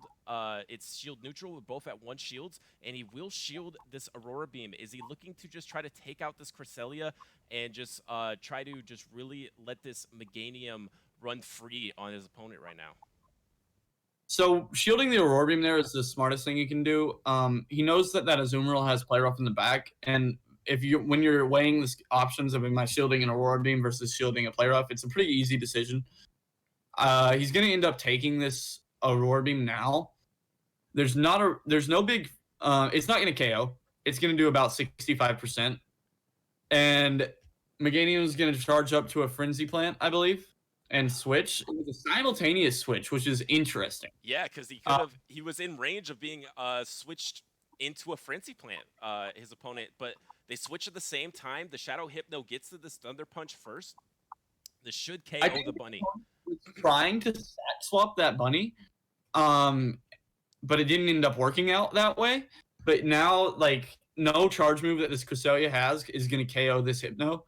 Moonblast would hurt, but Aurora Beam's not going to do anything hardly because Aurora Beam's a horrible move. See, it does 40% there. He gets off the Thunder Punch, and he has a Frenzy Plant in the back. This game's as good as over. Yeah, right. The Cresselia, he did want to protect his Cresselia there. Was maybe expecting Shadow Hypno to be in the back. They both resist the fast attack damage, so that Shadow Hypno can't farm down the Cresselia as easily. But man, those Hypno and Meganium are 2 tanky mons. Even with the fast pace of Psycho Cut, it just wasn't enough for Yu's team in the back there. Yep. So we are going into game 3, and correct me if I'm wrong, USA just took the lead. I think you are right. USA is up 6-5. Don't call it a comeback. Wow, yeah, USA just took the lead. And we're going to go into game 3 of Cody versus Juve. And let's get it. He ends up locking in that Altaria lead again. Again, the only real threat for that Altaria is the Azu. With Registeel 2 shield matchup being so dominant for Registeel, like you win the 2 shield versus Reggie. and he leads into that Spooter. It's not known as Galvantula, it's known as Spooter. Um, And yeah, and obviously the Spooter does resist the sky attacks, but these Dragon Breaths are just chunking it down so fast, and these discharges come in neutral, and he goes ahead and he doesn't shield that first discharge. And Altaria, if he does decide to give some shields, and Yuve goes for a safe swap into the Reggie, and now he gets a couple more Dragon Breaths in, and then meets him with the Azumarill. Now, will these Dragon Breaths that he got in make the one shield advantage in Cody's favor? that's a good statement. I'm not really sure. But on the Galvantula, the sky attack's actually hitting for completely neutral because of that bug typing. Oh, right. That is my mistake. He does have that bug typing, so those sky attacks are neutral, and Galvantula is a Spooter, and he's easily squashed. So he does go ahead and tank this shield this flash cannon and go for the Hydro Pump himself. I wonder if now that he's taken some Dragon Breath damage, if he could take the if he doesn't shield the Hydro, but he does shield the Hydro Pump. I do see safe Reggie swaps often double shielding the Azu Hydro Pump. We'll have to see what Yuve does go for here. If I'm Cody, I don't shield this, and he didn't. But so what he's gonna do here now? You have to go straight for the Hydro Pump, and sure enough, he does. But he does switch into the Spooter, so that is gonna offer, like this Spooter has to shield, and with him giving that switch up, he's gonna switch into the Altaria now and go straight into the Sky Attack, which is gonna be able to destroy the Spooter's hopes and dreams. Right, the combo move takes out the Spooter when the Spooter thought he could shield and then farm down the Azu. So now he's in a good spot. With him hitting the Sky Attack here, I don't expect him to shield the Flash Cannon. Meganium with it one shield should be able to take out pretty much anything on Yuve's team. The only thing that would worry me is the Alolan Marowak, but it has that Earthquake potential, and Earthquake into anything is just a really good thing for Meganium. Right, and is he in farm range? Can he Vine Whip him down? I don't think he's in farm range. I think he's gonna get to another move, and you think he wouldn't shield here because he is weighing his options of what he's gonna have in the back, and Flash Cannon is not super effective. It does chunk hard, and we see the Marowak in the back, but he should be able to get to the Earthquake, and does he need a Frenzy Plant also? You got to remember there is health on the Azu in the back if he does need to switch out, but I believe he can still get to the Frenzy Plant even, which is kind of insane.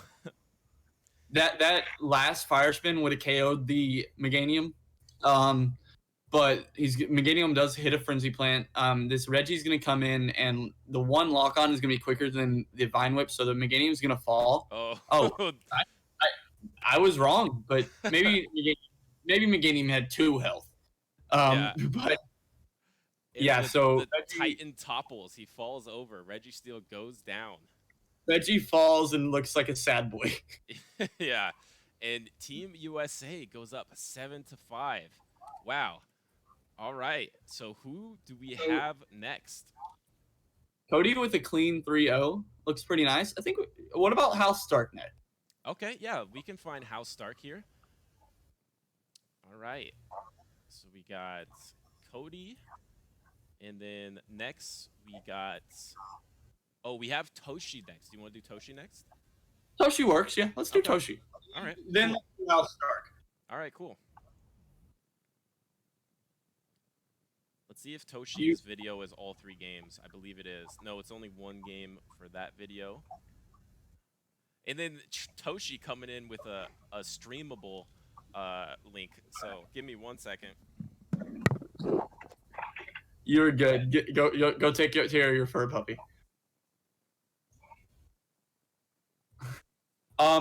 Yeah, Cody is making up for me. I did make some bad plays. All right. Thank y'all for watching. I do appreciate it. Team, I know y'all are here for Team USA, but me personally, I appreciate it. Yeah, and sorry for the technical delays. It's kind of like a one-man army over here with setting this up. So I'm trying my best. And we got Toshi's game here. I have to format it because everyone's got their own streaming service they want to put it on. All right, so we got Toshi versus Ace. Is it ACONP? I'm gonna say Akon P. Akon. Ooh, Akon. That's a name I haven't heard in a while. That's a older artist for me. All right. All right, and we got Toshi's team coming up with I'm gonna put it up on screen, but I think some of you may know it. It's pretty unique. It's the double dark or triple dark types in Scrafty, Shiftry, and Skuntank, and then you got the Swampert, Azumarill, and Hypno. But I believe it's a Shadow Hypno. Yeah, I do believe so as well.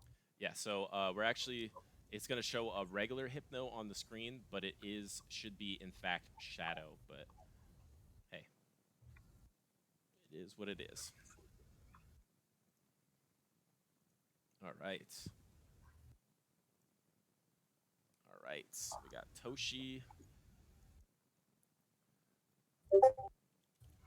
Interesting team, really interesting team. Really like his team. All right. Ooh, it's super big on my screen. That's nice. Okay. And then we got Akon. Can anyone confirm if Akon is the proper way to say it?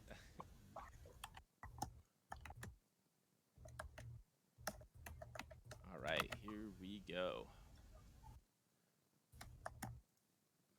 Got Toshi.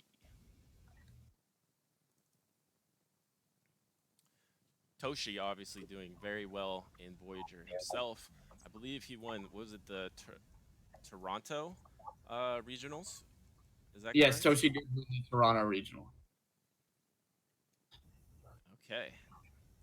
And we got Akon P, who is running. Akon P is running the Ferrothorn, Azu, Altaria, Bastiodon, Toxicroak, and Hypno himself. All right. Wait, there's a little bit of echo now. On my side? Yeah. Okay. All right, we're about to get into it right now. We have the teams. We got Akon P or ACONP versus Toshi. Team USA versus Team Israel. Team USA is currently up 7-5. And we got this series with Toshi coming up for you right now. Let's get it.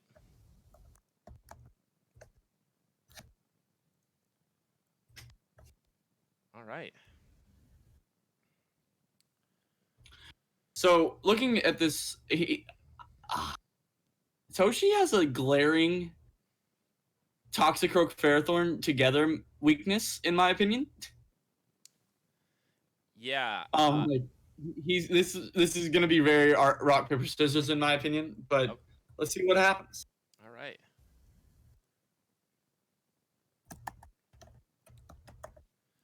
All right. I'm not going to skip ahead. They're locking in their games. It should be come up very shortly. Toshi also with the rank 10 stance. Is Toshi Team Valor? Good with that. Okay, here we go. We got Shadow Hypno, which is a very good lead with its 2 elemental punches into the Ferrothorn. So now it's obviously resisting these confusions, but these punches, these ice punches are neutral, and he's looking to switch a power whip, I think is what Toshi's looking for. Oh, but he does go for the ice punch. I thought he was looking for to switch a power whip, but he does go for this ice punch. This is neutral, but it is shadow damage, so it will hurt a bit, but not too much. Ferrothorn is a pretty tanky dude, but it seems like Toshi's staying in here. I mean, yeah, he just looking at what he has in the back. It looks like he's really got no option to switch, in my opinion. He does end up getting the ice punch. Oh, just short. Yeah, it looks like Do a you- CMP there. He's got to shield that. Yeah, he would be at a huge disadvantage if he wasted all that energy there, and that Ferrothorn came in pretty healthy, and he's going for the Ice Punch himself. Now, I believe that the Ferrothorn wins the race to the next charge move. Will he go for the double shield here, or is he going to try to switch a Power Whip? And he looks like he's going for the Ice Punch, and they CMP again. It looks like he's double shielding this matchup. He's got to double shield this matchup. Yep.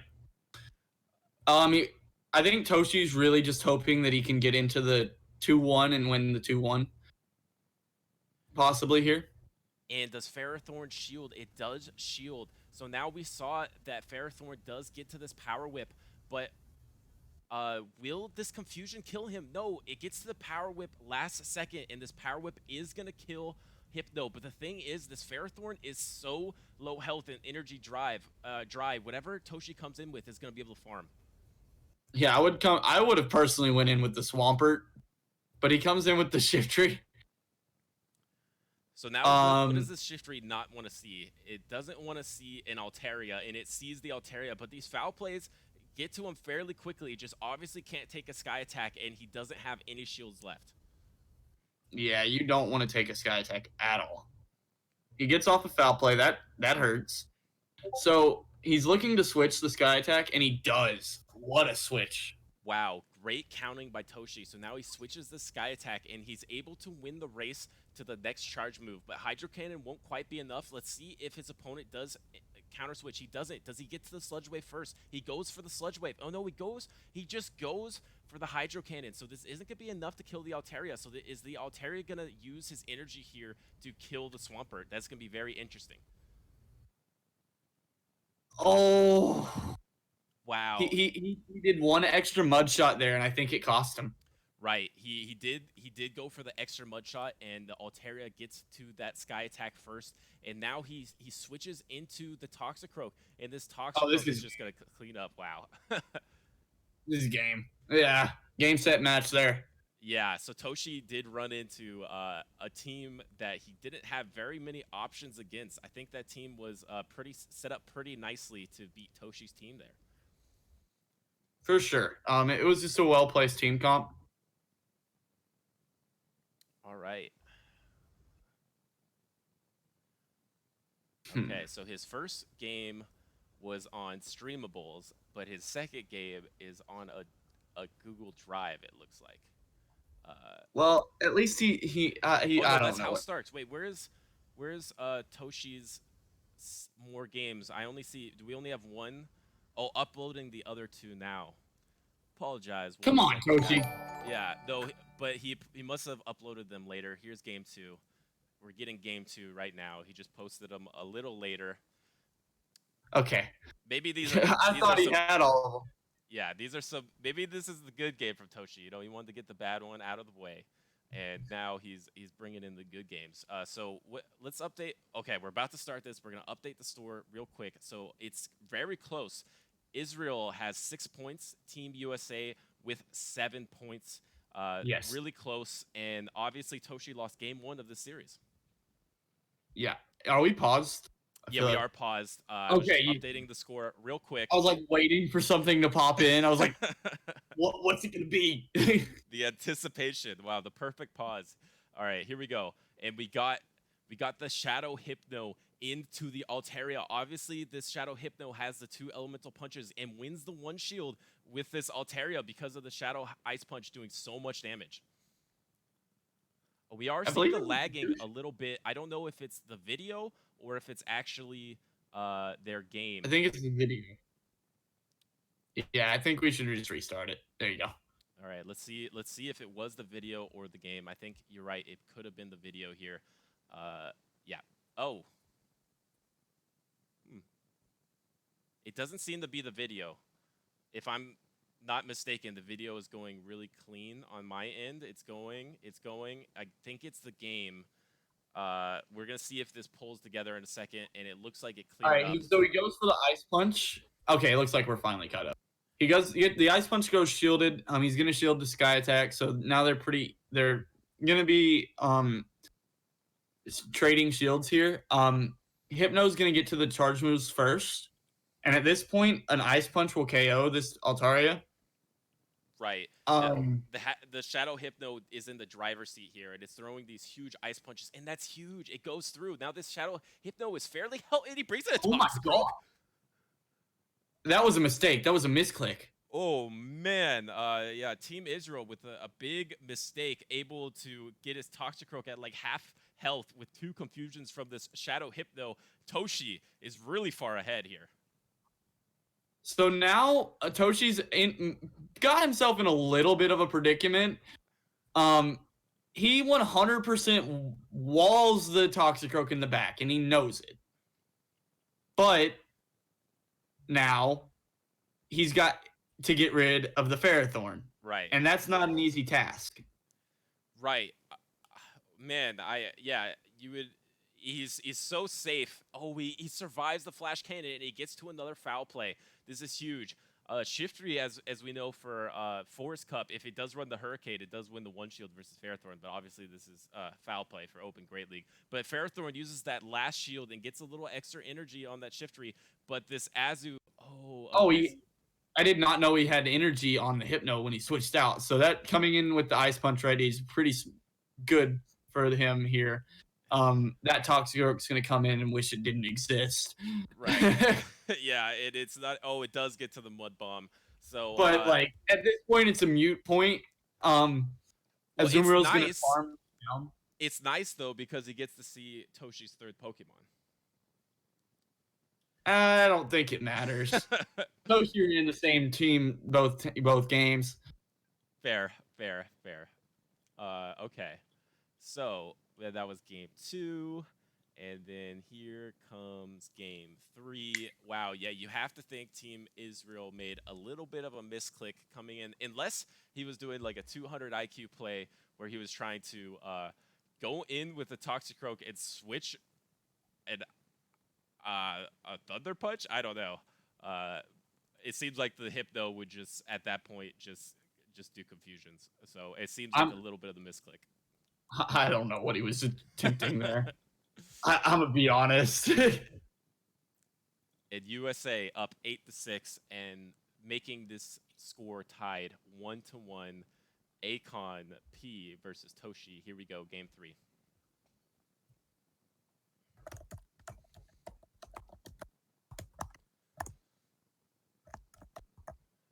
Toshi is Team Valor, right? Yes. Okay, that's good. I've considered wearing. I think there's shoes that are like kind of look like Team Valor shoes, but they look kind of sick, and I've considered wearing them. But I'm like, can't betray my team like that. All right, we're still waiting for the lock-in. Toshi versus Akon tied 1-1, and here we go. Scrafty into the Altaria. This is advantage Altaria here. We're gonna see how Toshi decides to play this. He's going to switch into the Hypno as a safe swap, which is... I mean, you know that Ferrothorn's coming, but last time the Ferrothorn 2-shield matchup played out, it came down to CMP from 0. Right, now he has the energy advantage. Hypno has a little bit of an energy advantage. So I think this is going to actually favor Toshi now. Right, it seems like he's in a really good position if they want to both use 2 shields to go ahead and take the switch advantage back. These bullet seeds are not doing too much damage, so he felt safe just taking the first power whip, and now he's going for the next ice punch, and I think this shield will dictate how this plays out, and his opponent does not shield that. Interesting, they're both not shielding. You would think Toshi wants to shield this to maintain switch advantage, though. So Toshi's gonna shield this again. He's not gonna throw a charge move here. Ooh, he's going for the farm down. Will he get there, or will he get to one more? And he gets the farm down. Great job by Toshi there to know the matchup, to not throw the move and get the farm down. And now he's got an ice punch, possibly, most likely 2 ice punches for this Altaria. Altaria is going to shield that. Does he get there? He doesn't get there, though. Really close. But he has flipped the switch advantage, which is huge. And out's going to come the Azumarill and Altaria. We all know we love this matchup. if you're the Azumarill. So let's see what happens here. Yeah, so the Azu now is just farming, and he switches into the Toxicroak. He doesn't want to be in this Bunny versus Altaria matchup, and now Toshi is the Shadow Hypno is out of the way, so that's why his opponent felt free to use the Toxicroak switch in, because that Shadow Hypno is done, and he does shield that Ice Beam. And let's see if he's just gonna go for another Ice Beam here, shield this Sludge Bomb, and go for another Ice Beam. I think that is the play Toshi's going for. I did not know Toshi had another shield. I was over here sweating bullets. I was like, what's he gonna do here? And yeah, he does go ahead and shield. It was just the Mud Bomb, but this Ice Beam is just about going to KO, one bubble away. And did the bubble? Yes, the bubble kills him before he gets to another charge move. And now this Altaria has to kill the Azumarill before he gets to an Ice Beam. And I don't think he could do it. I don't think this guy attacks enough. This Bunny is tanky. It lives. The Ice Beam is going to chunk this Altaria, and he has a full health Scrafty to finish up this Altaria in the back. Yeah, that's huge. The fact that he had a shield left really, like, I exhaled a lot. But yeah, that's a really well played. Having the knowledge that whenever you switch that Hypno in, that you're going to be able to beat anything in the two shields is very huge on Toshi's part, and he played it well. Right, and you would have to think, I mean, obviously these are top players, but you'd have to think most people are used to the regular Hypno safe switch and not the Shadow Hypno, and that does change the matchup a little bit. I think the Shadow Hypno is able to farm with Confusion a little more, and as you saw there, he was able to use one shield and farm that Ferrothorn down and almost get to 2 Ice Punches, but he only got to 1, but he then evened up the shield with the Altaria, but also kept the switch advantage. So that safe Shadow Hypno switch working wonders. You gotta love it. Yeah, it went really well on his part.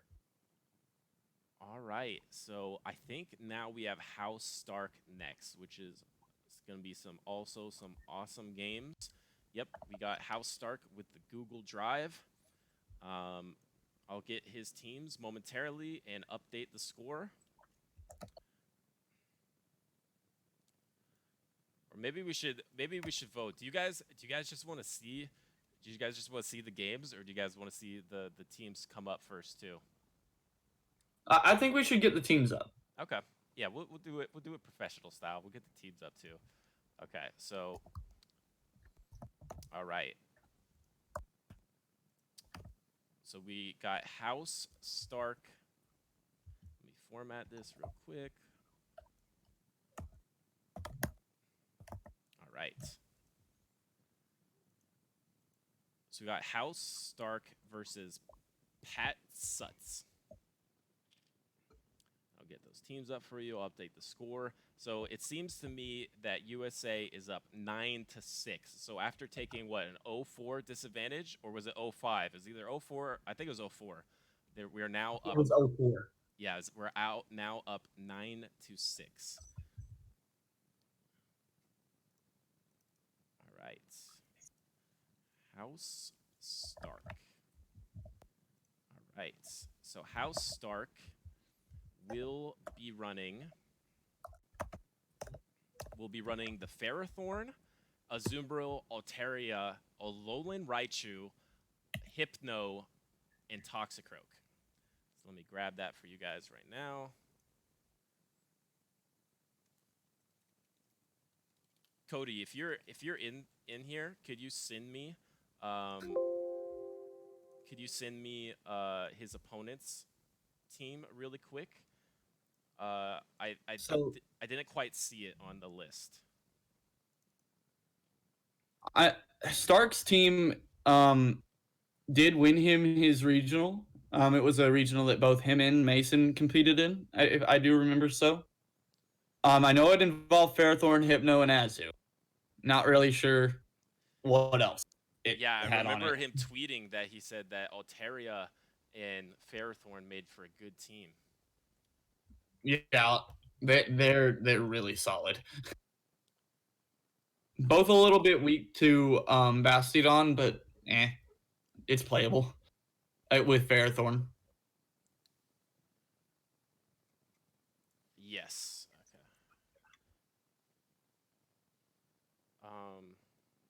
Yeah, Toxicroak was on. I believe Toxicroak is his rank.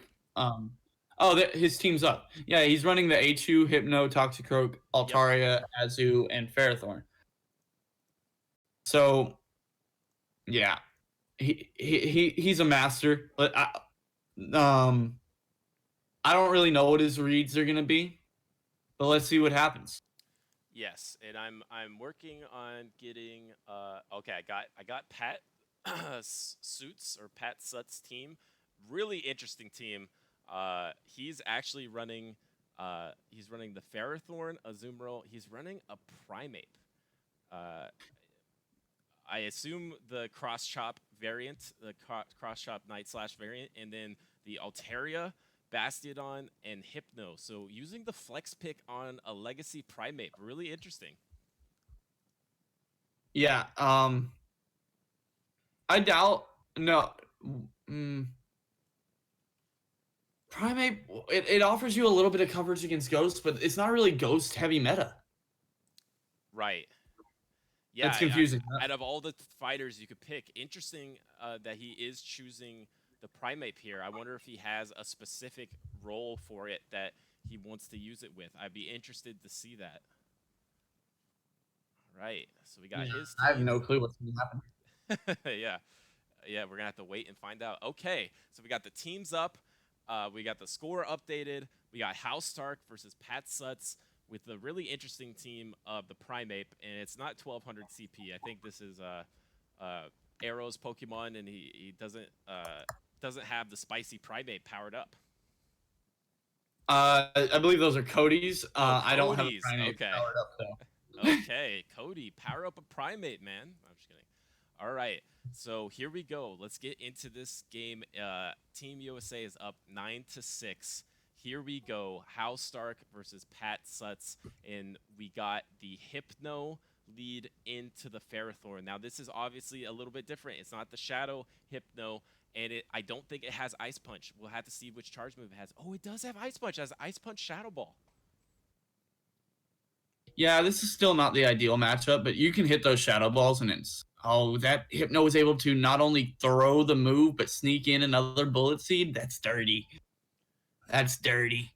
Ooh, so he does go ahead and take those power whips. They're obviously doing less damage to the regular Hypno. He's getting up to, I remember him doing this earlier. He gets up to Focus Blast Energy and then throws a move, like to bait that he has the Focus Blast. Was that how Stark last time he did that too? Yes, that was definitely Hal Stark that did that. He did it against a really good opponent too, in Richie Beckett.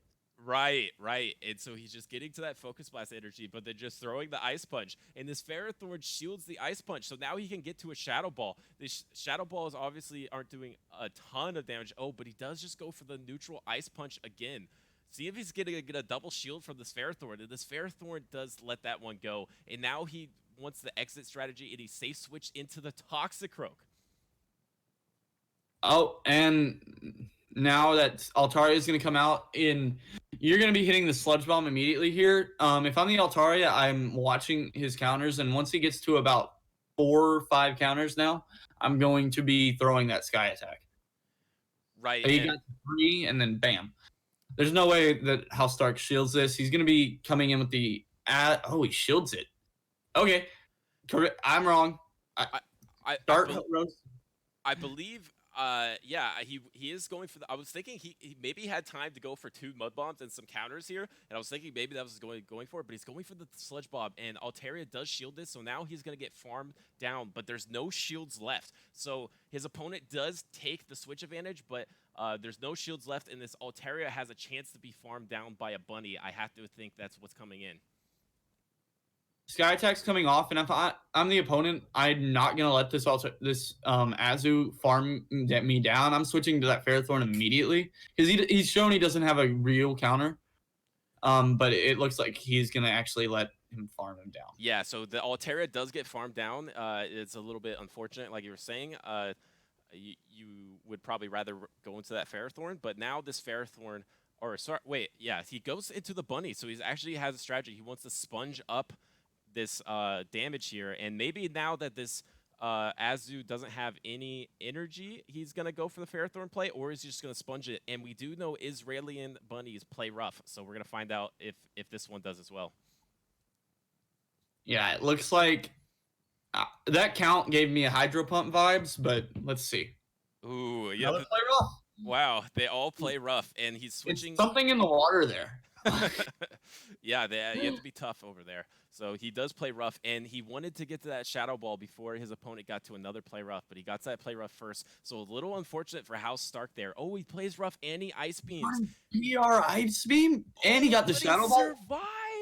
He survives and gets to the shadow ball. This is huge. He gets to the shadow ball, and it's on a Ferrothorn blind switch. Oh, that hurts my soul. wow. That was a great play by the opponent. Wow, that was amazing because he saw the ice beam left him with 1 health. He didn't want to risk his Azu dying, and now he's going to Hydro Pump, but he's not going to get to another, and he's going to beat him to the play rough, and Isreal is going to take this game. Yeah, that was a really well-played game by the opponent. Wow. Great plays. I was not expecting that switch, and it ended up being a really good switch. Yeah. Like, wow. Those are the ones that suck the most. Whenever they switch in and you don't see the switch and no words come up across, it's just like when you see that. I guarantee you, when Stark saw that Shadow Ball go into that Ferrothorn, his heart sunk. Yeah. Like, it's just like, really? Come on now. Because from the point of view of him, it's going into an Azumarill, and it feels really good. It felt so good. You got to the Shadow Ball, and then you throw it, and then a Ferrothorn dies, and you're just like, what? This is not what I signed up for. Yeah. It's those blind switches really can throw you off, and yeah, I was really hyped because House Stark survived and got to that Shadow Ball, but great plays by the opponent to then see that he survived, switch out to his Ferrothorn, sack it, and we're about to get into game number 2. So let's do it. Here we go. House Stark, game number 2, Ferrothorn into the Altaria. Now, this Ferrothorn does have the flash cannon, I believe, right? Yeah, he does have the flash cannon, so he can do damage to this Altaria. So it's not something that you instantly need to switch out of, and he's just going for the flash cannon and maybe then retreating. What do you think he's doing here, Arrow? You win the 0 shield, so if I'm in the Ferrothorn matchup here, I'm going to be throwing a flash cannon, eating the sky attack. I don't shield this at all. You never shield this. And knowing that Ferrothorn has strong matchups in the back, I'm going to be throwing another flash cannon and forcing the 0 shield matchup on him and switching into something that counters it. Because you save that much health on a Ferrothorn, you can beat an Azu. Right. Yeah. Interesting. So he does go for the flash cannon and he shields it, but the little UI glitch where we don't see the shield pop up, but he definitely shielded that, but it was on a CMP. So will this Ferrothorn just let it go? And he lets it go. Oh, but he undercharged that. Good plays by the opponent again. And he does switch lock this HU. Ferrothorn had almost no health. He switch lock his HU, and now he's blind thunder punching into a Ferrothorn. This is not what House Stark wants to lock his HU into. Yeah, that's rough. Yeah, this is a really uphill battle for this HU. It's resisting everything it has, and these power whips hurt. So it looks like he's just gonna sack this HU, and this Ferrothorn is just a beast. But we do have the Toxicroak in the back, and it's gonna do these counter damage. It can take a power whip, no problem. It just doesn't want to take a flash cannon. Is it flash cannon energy? So he's shielding it. It looks like it was flash cannon energy, so he is going to shield this. And now this Toxicroak is going to have a bunch of energy, which is Toxicroak is a hard-hitting mon. You expect the Altaria maybe coming back in here, but we'll see what the opponent has in the back. He's waiting for his switch timer tick down, and it is a bunny. Interesting. So now the Toxicroak has a little bit of an upper hand here. He can throw 2 sludge bombs here. Yeah, he's going to end up throwing the I would throw a sludge bomb, mud bomb. Yeah, and that's what's gonna happen. I think that's the better play. Because this Azu's gonna most likely shield this now. Oh wow. He Oh, doesn't shield. He was going for that play. He doesn't shield, but with CMP, he was trying to throw the mud bomb and then switch sack the Ferrothorn. And now the Ferrothorn's coming in. Can it farm? Oh, they switch at the same time.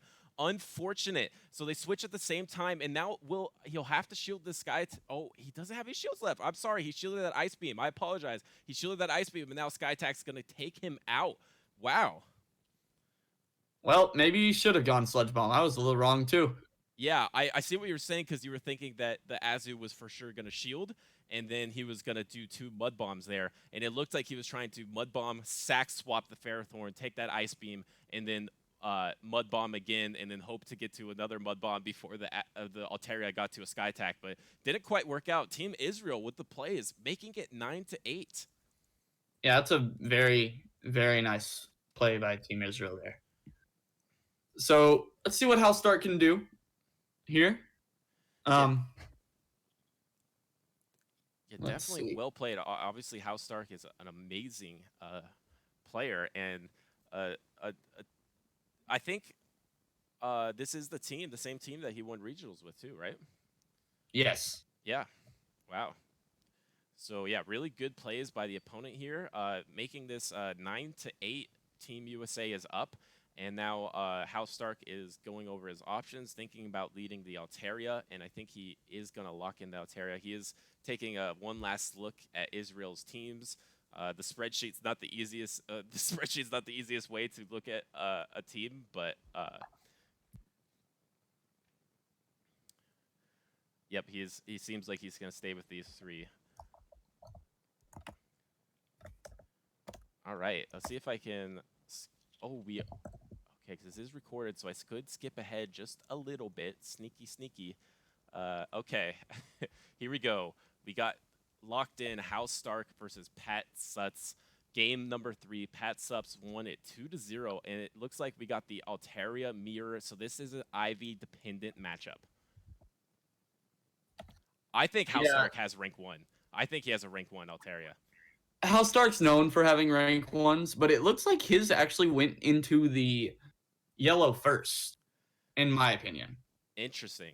Yeah, I do think that Altaria rank 1 is 1497 because I do have a rank 1 Altaria myself. So if I had to guess, I would say this is rank 1. But it does seem that the 1500 CP by the opponent is a little healthier, and they double shield here. And now this is just a Dragon Breath war. They can get to the Sky Attack, and it's a CMP battle. And House Stark wins the CMP with possibly a rank 1. Very interesting here. I think he went for having a little bit higher attack to win that CMP. Interesting, and it didn't look like it was a CMP actually. If I'm not mistaken, it looked like his opponent did Dragon Breath one more time and then throw the Sky Attack. So now House Stark will take the shield and energy advantage, but lose the switch advantage. And he runs into the Hypno. He insta switches to the Ferrothorn. Ferrothorn is a really strong Pokemon with energy and shield advantage, but he's running into another Ferrothorn.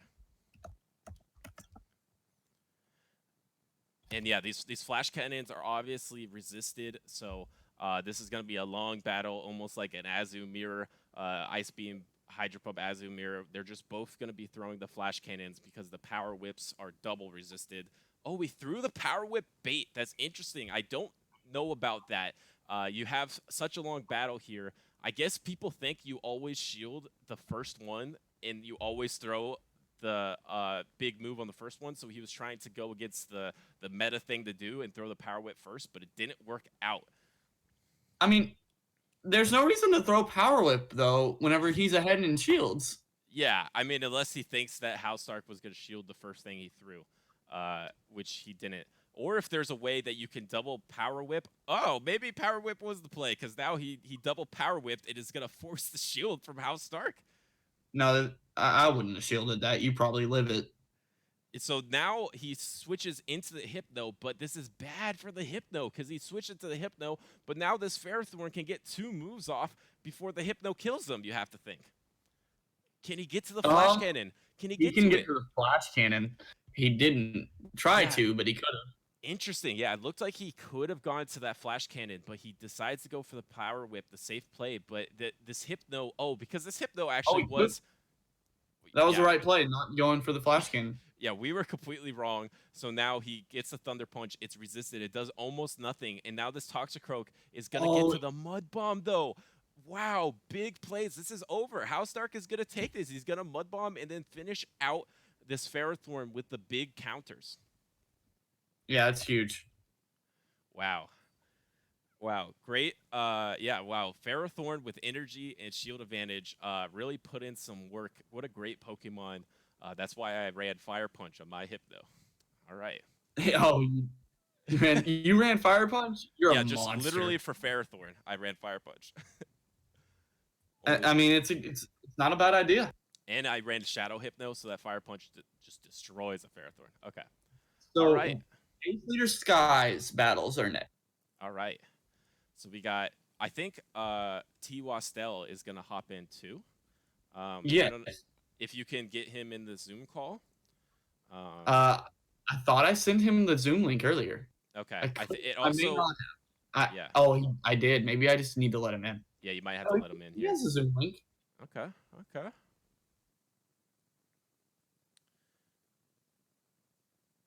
Okay, so that's a Toshi game. And did you get my message? I didn't. I'll look at it in 1 second.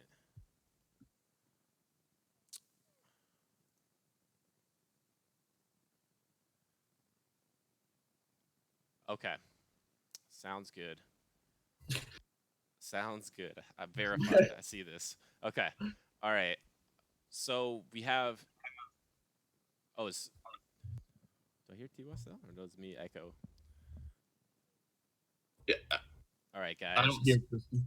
So we have Ace Leader Sky, you said next? Yes. Ace Leader Sky, one of the best battlers out of California. We have him and Ramberto both out of California. If you count Mason from where he's actually from, you have 2 Texans and me and Mason. You have 2 Northeast players in House Stark and Toshi. And then you have 2 Midwest players in Caleb Pang and Cody. So we're kind of like all little across the U.S. I count Mason as a Texan still. I think he counts himself as a Texan still. Let's be real. Growing up in Texas, you never don't count yourself as a Texan. So did you get? I see in the chat you were looking for access to Ace Leader Sky's videos. Did you get access to them? I do have access to them. Hold on. Okay. We might just team view on my phone. Okay, I think we might have to do that, if possible. We should set up the team viewer anyway, because yeah, we might have to team viewer Valor Ash's phone as well for his games. All right. Yes, I have access to Ace Leader Skies, so we can. Okay, we'll team viewer your phone then. Same code as it's always been. Okay, I just press connect. Allow. All right. Come on. There you go. Start broadcast. All right, awesome. Yeah, I completely forgot Aces might not be viewable for you. It's okay. No worries. All right, so now we got Arrow. Let me put up your POV here.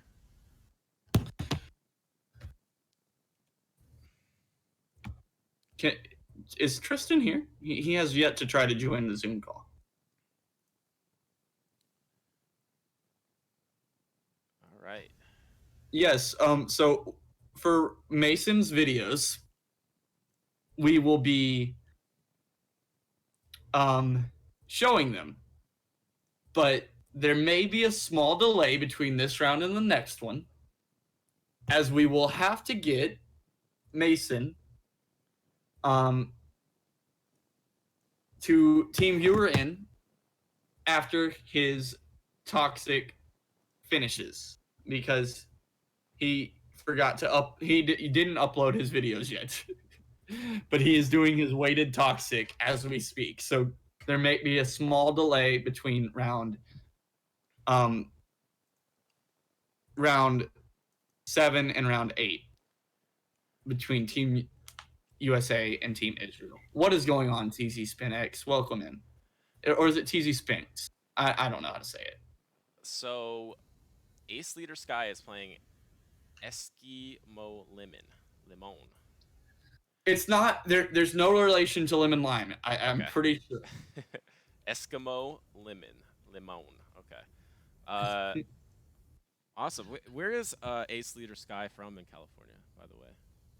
LA area, I Okay, believe. LA area. Nice. Okay. Cool. Um, let let's look at his team. Ow, Yes. they're not. Are they up yet? You're right there. Did your pin go flying again? I mean, I've thrown this pin thousands of times while we've been doing this. Yeah. So no, I hit my elbow on my desk, so that Oh, hurt. okay. All right. It's okay.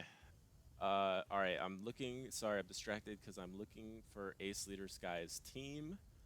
Um, I got. First of all, I got Eskimo Limon's team. His team. Let me pull that up for you guys. It has a Alolan Muck. It has a Galvantula. It has a Registeel, an Azumarill, a Hypno, and let me pull that up for you. King, I don't know how you do this all so fast. I'm impressed, man. He has it up already. Yeah, yeah. I I think. guess because he's doing it while the other games are playing too. Yeah. Uh, Yeah. So, all right, that's Eskimo's team, and then we're gonna get Ace Leader Sky's team up right now. Ba. Enigma. No. King is great at producing. He's been Oh, doing killing. he's fantastic at it. Don't. He's What is your coach code? What? Yeah, what's your coach code, man? I don't know, man. I don't have a coach code. What's a coach code? Wait, who's R? Oh wait, R44. Oh, that was for the R44 tournament, I guess. I'm No, still R44 Maze is in the chat. He's the one who runs those. No, yeah, I know, but I'm looking at the Discord screen. I know, yeah, R44, awesome. Shout out to him. Yeah, he runs such a cool series of tournaments in the Modesto area, and now they're online. So yeah, he's a really cool guy. But there's a picture in here that just says R44, so I wasn't sure whose team that was. Welcome in, FP Sticks. Welcome in. I'll code you. I don't know how, but like I'll try. All right, anyone, Cody? I need some assistance here. I need someone to give me Ace Leader Sky's team because it's the only team missing from these links, as far as I can tell. Okay, give me one moment. All right, guys. So USA is up 10-8. I believe there's 2 series left, right? There's Ace Leader Sky and then Valor Ash, and then that's it. It is the same team as Rambertos. The same team as Rambertos. Got it. A very good team. All right. Let's go. Ramberto. What is happening in my chat? Where'd it go? Where'd it go? I lost it. It's okay. All right. Bring up a new one. What is happening in your chat? I can't see it. Couch code, coach code. I don't know.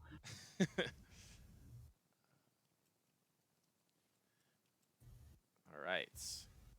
Ramberto. All right, guys. So these next 2 matches will determine who goes to the finals to play Canada. And USA is currently up 10-8. Yeah, so obviously these next matches are super important. If Team USA gets 5, I guess they would have to go 4. No, we'd they'd have to go 5-1 to not tie. Israel would have to go 5-4-2 to tie, and then 5-1 to win.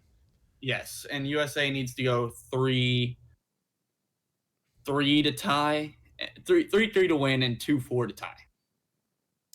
What's up, Cello? What's up, Alexito? All right, well, here we go. You have the controls now, Arrow, so start it whenever you want. I'm in control. That's crazy. Ooh, got the music. Oh, let's play it. Play the music, man. I like the music. No, we're good. We're good. All right. So we get Toxicroak into Toxicroak. Interesting here. So Toxicroak is going to be throwing these mud bombs at each other, and it's going to come down to. So Ace actually does get sneak a counter in. If he does successfully piggyback, this is about the same thing that Ramberto did earlier. Right. And I know Ramberto has worked on this with Ace personally. So Right. there is a piggyback method again that Right, not and many it looks players like know he about. got it. I'm pretty positive the other Toxicroak did not also sneak in a counter. So it looks like Ace Leader Skies is one ahead, and he goes to the Mud Bomb, and he gets... Oh, Oh, he CMP. He did get a mutual piggyback there. I didn't see another counter come through. It must have been off frame. Yeah, me neither. And obviously, they both are probably going to both double shield this. And at this point, is it just counter damage? Does either Pokemon get to a Mud Bomb? I have to assume they do, right? And I don't know what. it comes down to CMP, but he switches. He tries to switch the Mud Bomb, and he gets it. He switches on that Mud Bomb into the Xylos, and now it's not resisted, so it will chunk, and he does take these counter damage, but this Xylos is switch locked, and here comes the Reggie. He needs to get to this Dark Pulse to do some damage to this Reggie, and he gets there. The Dark Pulse is incoming, but one Focus Blast, or maybe even a Flash Cannon at this range, will kill the Xylos. Flash Cannon should be able to do it. But one important thing to note is that Toxicroak has about a Mud Bomb, so it can come in and kill this Reggie. Focus Blast. Why?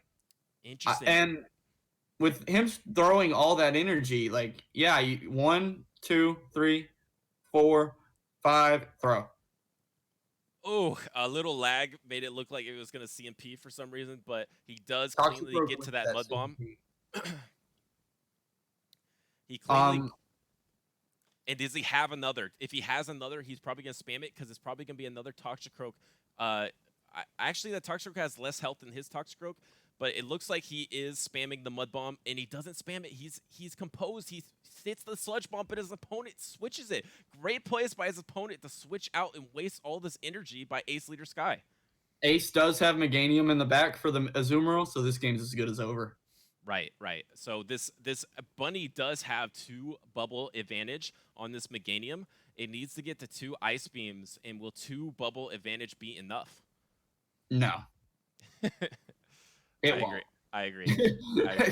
But I think 3 bubbles. And these Israel bunnies running play rough. Of course. The Israeli bunnies only play rough, so it was over anyway.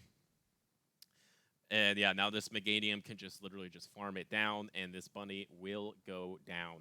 Well, wow. I think that during their regional, they all just were not wanting to lose the Azumir or something. I don't know. Yeah, I mean, if everyone's running play rough, you don't want to get caught without it.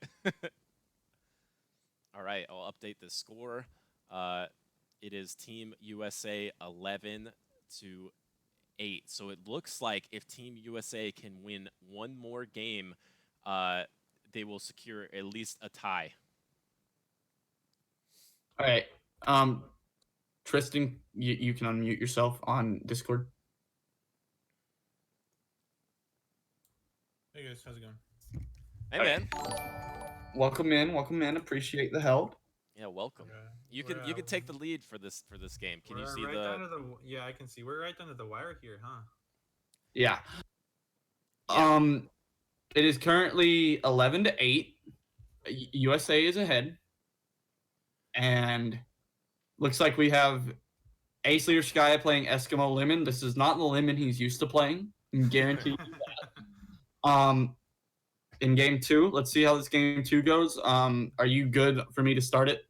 Yeah. Wait just 1 second, because I think T Wastel is a little bit low volume on the Discord, because sometimes he echoes if we're in the chat late at night, so I put him a little lower. So let me just raise his volume. A lot. Yeah. That doesn't sound like me. I don't know who you're talking about. All right, so now we're at appropriate volume. You are good to go. All right, cool. I am starting it up now. So Ace Leader Sky comes in with a Xylos lead into a Registeel. This is not the best lead, but it's playable. It's playable, but yeah, I'm expecting him to switch out here, which he does. Switches into the Meganium, which is a bit of an It's a little interesting laggy. play. This is a flash cannon. I don't expect a shield to come up on the first one, but I do expect the Registeel to switch out. He does not. He doesn't. A little lag, I think, but Meganium does get to this Earthquake, and so now this Reggie is put in a position where it's going to get chunked super hard, or it's going to devote a shield, and it does just take that Earthquake, so that's pretty big to land that Earthquake, and then the switch into an energy dry Meganium. Here comes the Galvantula. Obviously, this is a Frenzy Plant, and it's resisted. Frenzy Plant, though, like... Galvantula's not that tanky. Yeah, it's not that tanky, so he has to burn that shield there anyways. I think good play by the opponent, waiting for the Meganium to burn energy before switching out. At this point, the discharge should KO. Yeah, and he charged up a little bit of extra energy. He did 5 volt switches, so he should be one fast move away from. Right. So now this is going to be a bait guessing game because Galvantula really wants to land that Bug Buzz here because discharge isn't going to do much to Zwilus. So he does go for the discharge. He does bait that shield. But at this point, Zwilus is already at a body slam. He does a couple extra dragon breaths just to have a little bit of an energy lead. And at this point, he's either going to force a shield or probably KO with his body slam. I expect the shield to come up, one fast move, and then a Bug Buzz. Yeah, so I would, at this point, though, Ace Leader's in a good spot because he can throw up the shield. And if it's a Bug Buzz, which it is, he should be able to farm down. The Reggie does come in. And we have a good swap into the Azumarill. If he tanks a Focus Blast, that would be huge. And it is a Focus Blast. Oh, man, wow, what a play there. Oh, my goodness. So goodness. at this point, Azumarill can either finish off with the Ice Beam right away or, tank a move here and then farm down with Bubble. And he opts for the latter. I think he values having the energy on his Azumarill more than he values the health at this point.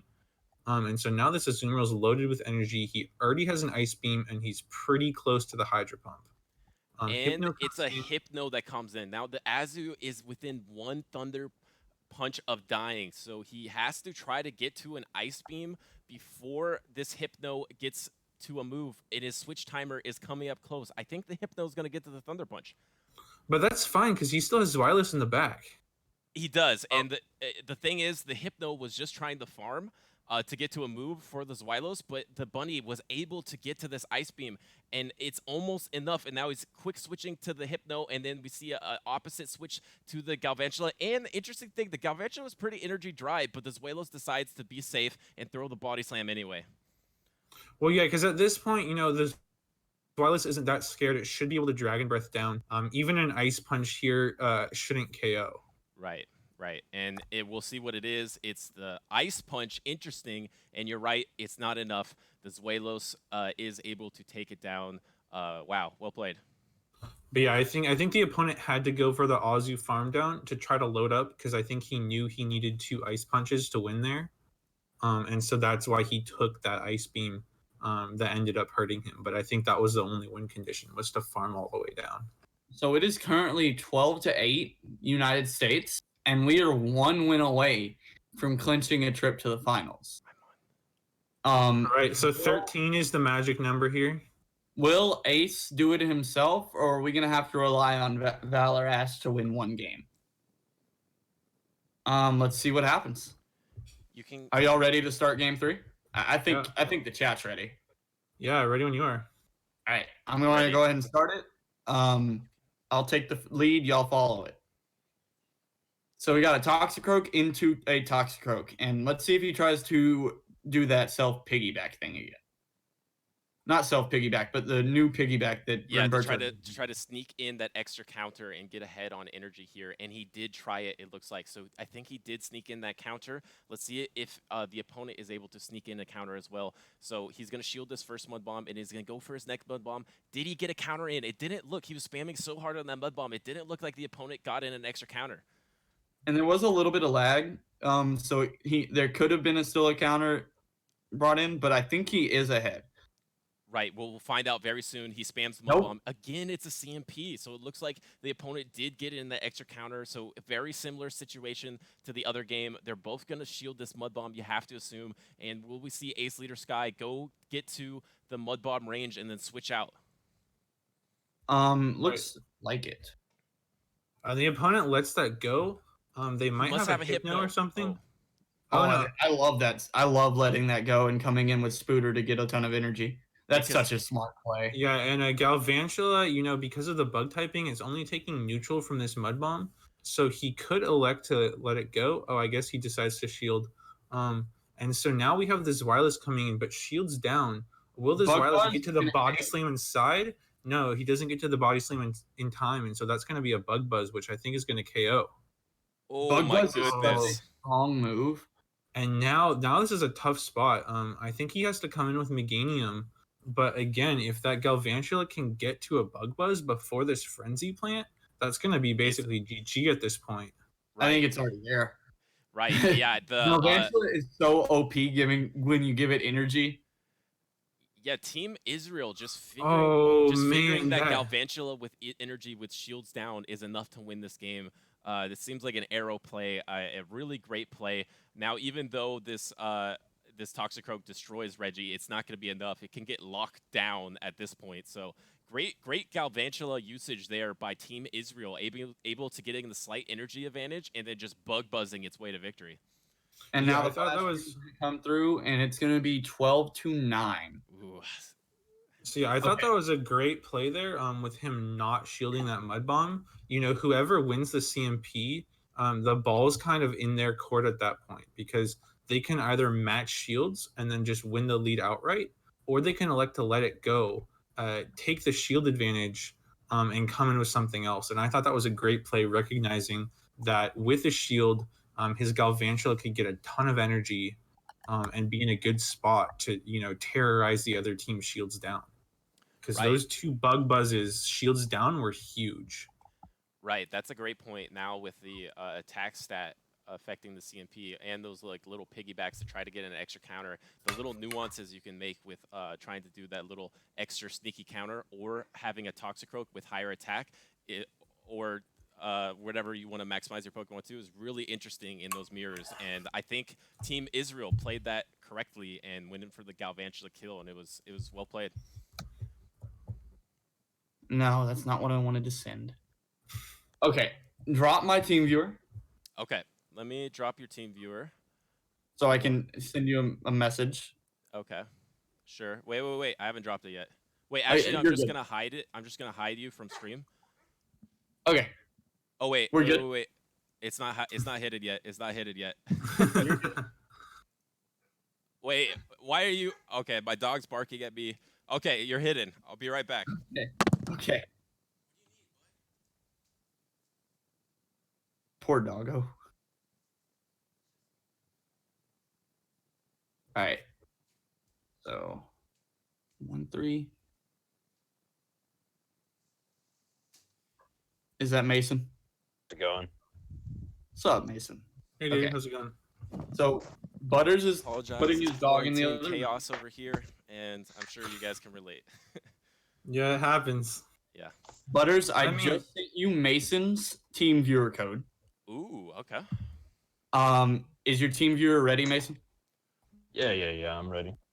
Oh, awesome. All right. And so these are the pivotal battles here. We need what, one win out of these three from Mason to get Team USA to progress. So If he gets all right, I'm gonna connect to Mason now. I'm gonna disconnect from Arrow. Okay. Give me 1 second, guys. All right. And Congrats are on- you still in the tournament, Mason, or did you finish? I finished. Yeah, I'm done. Okay, awesome. I finished. how'd it go? I went 4-1. And then I lost. The round that I lost was like 1 HP against R6 Racing. And overall, it was that's a good tournament. Nice, dude. Nice. Really last minute toxic. Yeah. Gotta squeeze that weighted in. All right, I just sent it to you. It looks like we're connecting. Yep. Just accepted. All right. Now let me share the screen with the Zoom.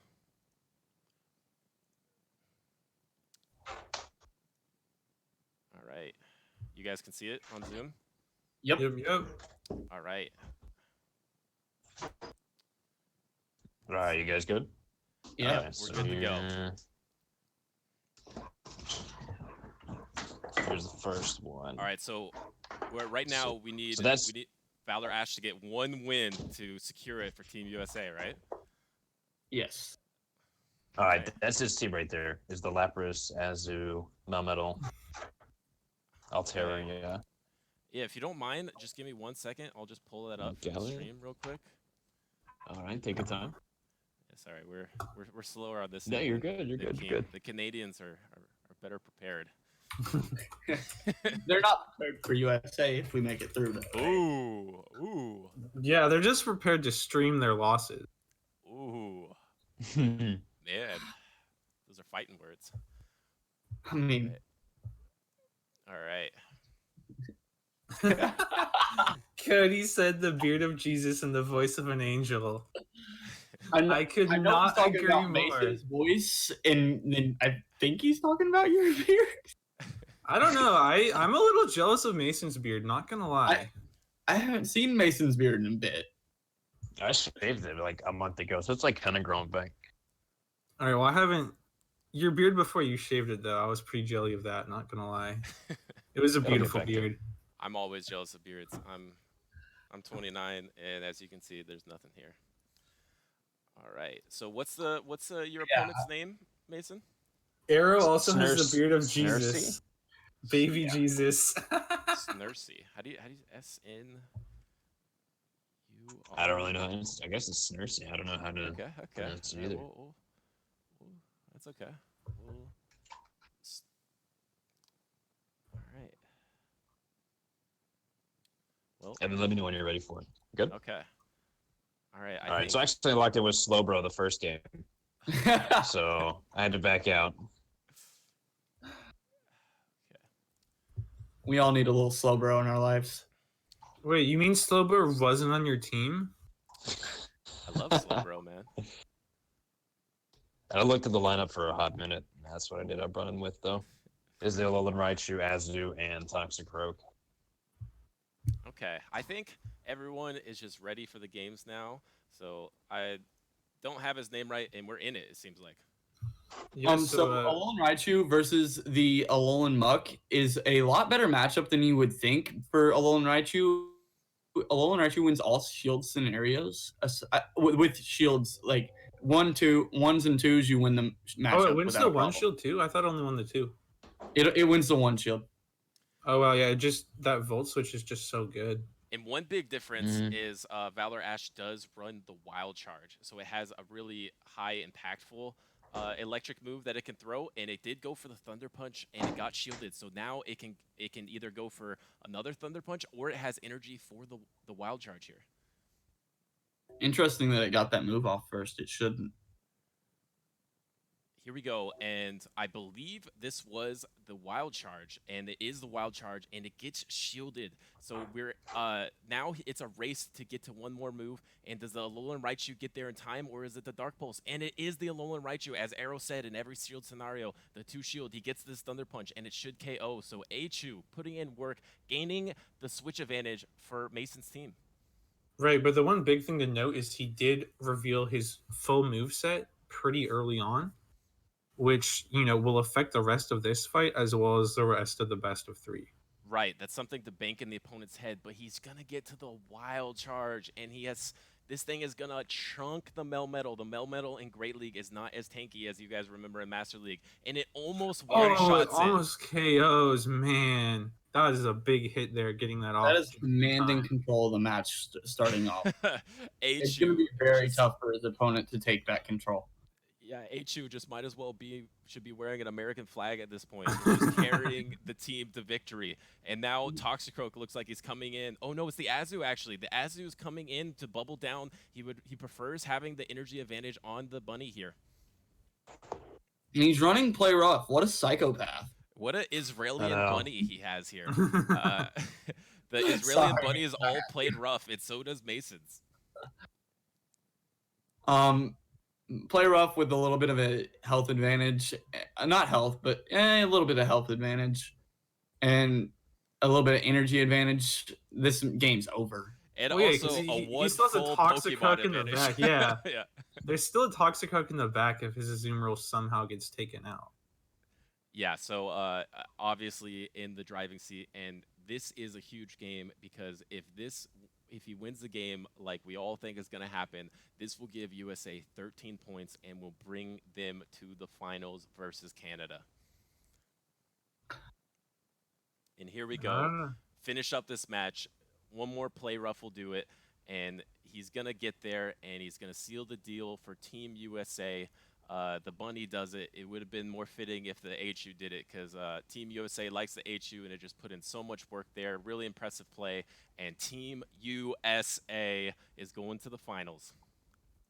Yep. I saw that he was well trying to played on switch into that Toxie, I think, to flex a little bit. I love that.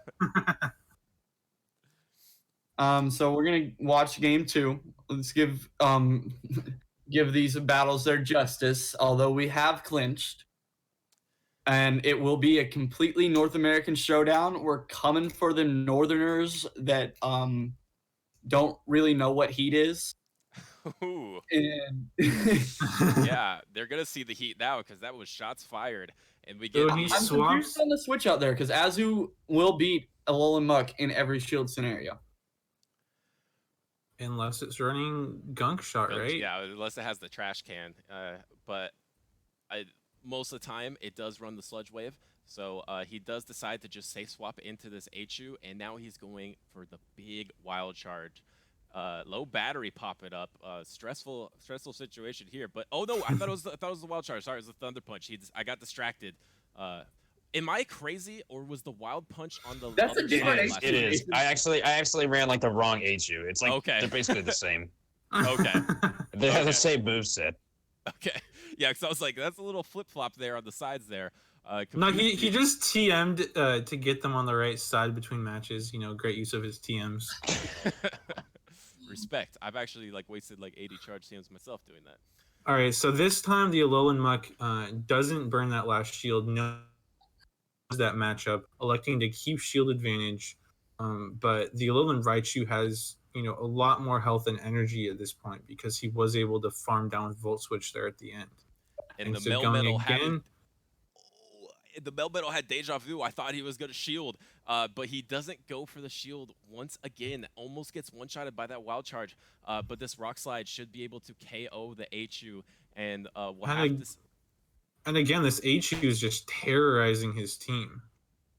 Oh yeah, it's the HU is just putting in so much work, and so much work that he felt it was safe to even safe swap it in and be at an energy disadvantage and still able to force the Muck to switch out. And here comes the other bunny, but Mason's got the Registeel in the back.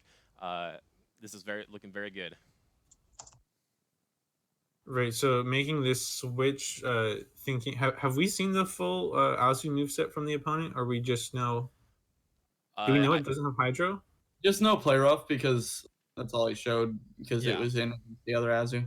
Yeah, it could. One other Israeli bunny did have the Ice Beam and Play Rough, but this one does have the Hydro Pump variant. Right, so this one is, I think that's a good switch in though, because if he is running the Ice Beam Play Rough, then you just win right there. And if not, you're still in a good spot because you can, chunk its health and then come back in with your own Azumarill that has Play Rough to finish out the match at the end. Right, and he does get that second shield here, but now this Registeel is actually probably in Play Rough bubble range. So we're going to see if the opponent goes for the Play Rough and Bubble Down, and it goes for the big Hydro Pump. So it uses all of its I energy think that there. was, I don't think that was a great play, to be honest, because he just burned all his energy. I think he really needed that energy to have any shot at winning this. Yeah, so he is energy dry at this point. So now the Play Rough almost KOs, and he's almost in bubble range, but then again, Mason does have the Ice Beam too, so he can throw that Ice Beam to KO in this situation, and this will be the play rough from the Israeli bunnies. They all run it. They all play rough, and it's really good in the mirror, and he went for the sack swap with a Melmetal, but was just one bubble short on his counting. It could have been very impactful one bubble later to sack switch that play rough, but he doesn't get it, and it looks like Valor Ash is going to go up 2-0. And I just want to note, it was a really subtle thing, but a great play there by Mason to finish off with the play rough, therefore continuing the mystery of what his other charge move is. He still hasn't shown an Ice Beam or a Hydro Pump, I believe. So great play to make his opponent have to keep guessing. His opponent has only seen one move, which makes it a lot harder to game plan for. That's a great point. Something you see from the veteran battlers, knowing that this is in fact a series. Even he's up 2-0. Each point that he gets does count for Team USA. So great point. All right, we All right, go ready? to game 3. Game 3. All right. All right, Arrow, you take the lead here. All right, so with the Azu going into the Gallade, this is a good matchup for Gallade as it can 2-shield its way through anything, and Mason knows that, so he's going to swap out of it immediately. He's going to switch into the Alolan Raichu. Alolan Raichu can drive this matchup home. It's going to be getting to that Thunder Punch in 3 volt switches, the second one in 2, so it's going to be getting there before Gallade gets there, and he's going to throw that first. I don't know what move that was. I don't know what side they're supposed to. I'm pretty sure it's Thunder Punch is on the right. Thunder Punch, switch back. He's just messing with us at this point. And he did it on. It looks like the one confusion advantage he did get in the beginning ended up making an impact, and HU is gonna have to shield first.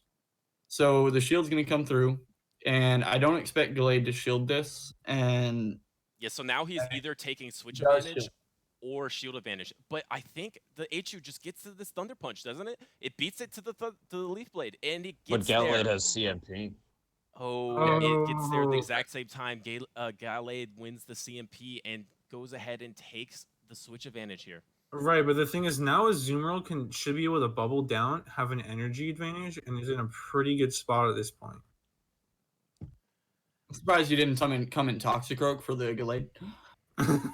Right, and Gallade is probably the best counter on his opponent's team for the Azumarill. So the Azumarill is feeling pretty safe at this point. So he has that extra bubble or 2 energy, obviously, but he's going into the bunny matchup, and they both play rough, so this is going to be a little bit of a tussle here.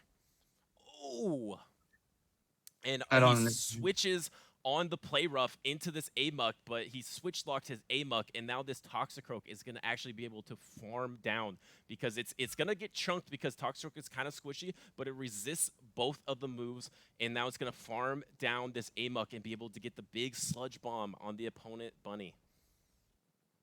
Yeah, there was no real coming back for the opponent, just given what was in the back. They tried to tank that move, but they got punished by the Toxicroak. I don't think they really had a win condition there. Right. And yeah, and one thing I should have mentioned is that now that the Gallade was out of the way, the Toxicroak and the bunny and the Toxicroak feel very safe because obviously the Toxicroak doesn't want to take that confusion damage either. So he felt very safe with his back mons there. It was a good call by Valor Ash. Right. Yeah. I mean, looking at the teams, really switch into the HU. Exactly, and that I think that's what Mason realized is that there's no great Alolan Raichu answer on this guy's entire team. Yeah, it ended up working out really well. And so he just punished him for it.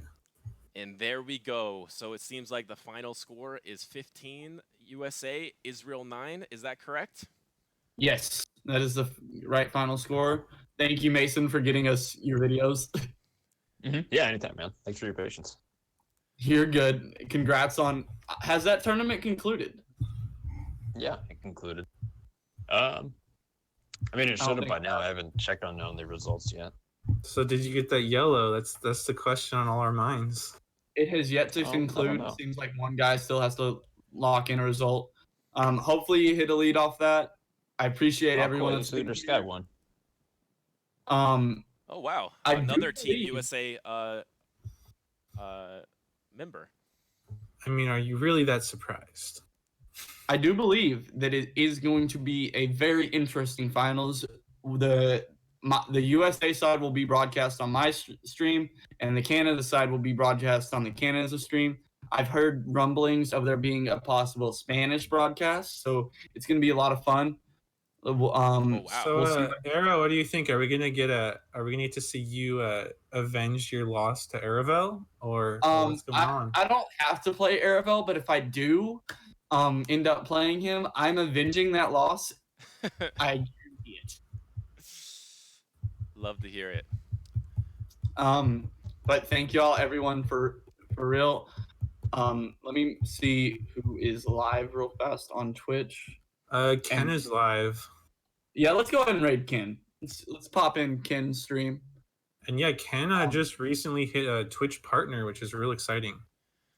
Yeah, Go that is in really there cool. and shower him with USA flags for USA's advancement to the finals. We let's be real. We're American. We knew we were gonna get to finals. There's that American arrogance. You that know, all I the think other I countries think love. I think Classic Team Canada American sounds. I think arrogance. Team Canada sounds a little scared though. I think Ooh, they do sound scared, Ooh, but they I'm gonna sound polite. That's a classic Canadian right there. But yeah, I'm this gonna is start this raid up. And thank y'all everyone. Thank you Butters and Tristan and Mason. And let's go raid Alpha y'all. Show him some love.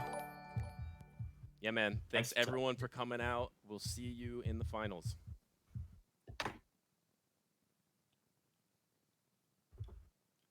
All right. Did the raid go through? Yes.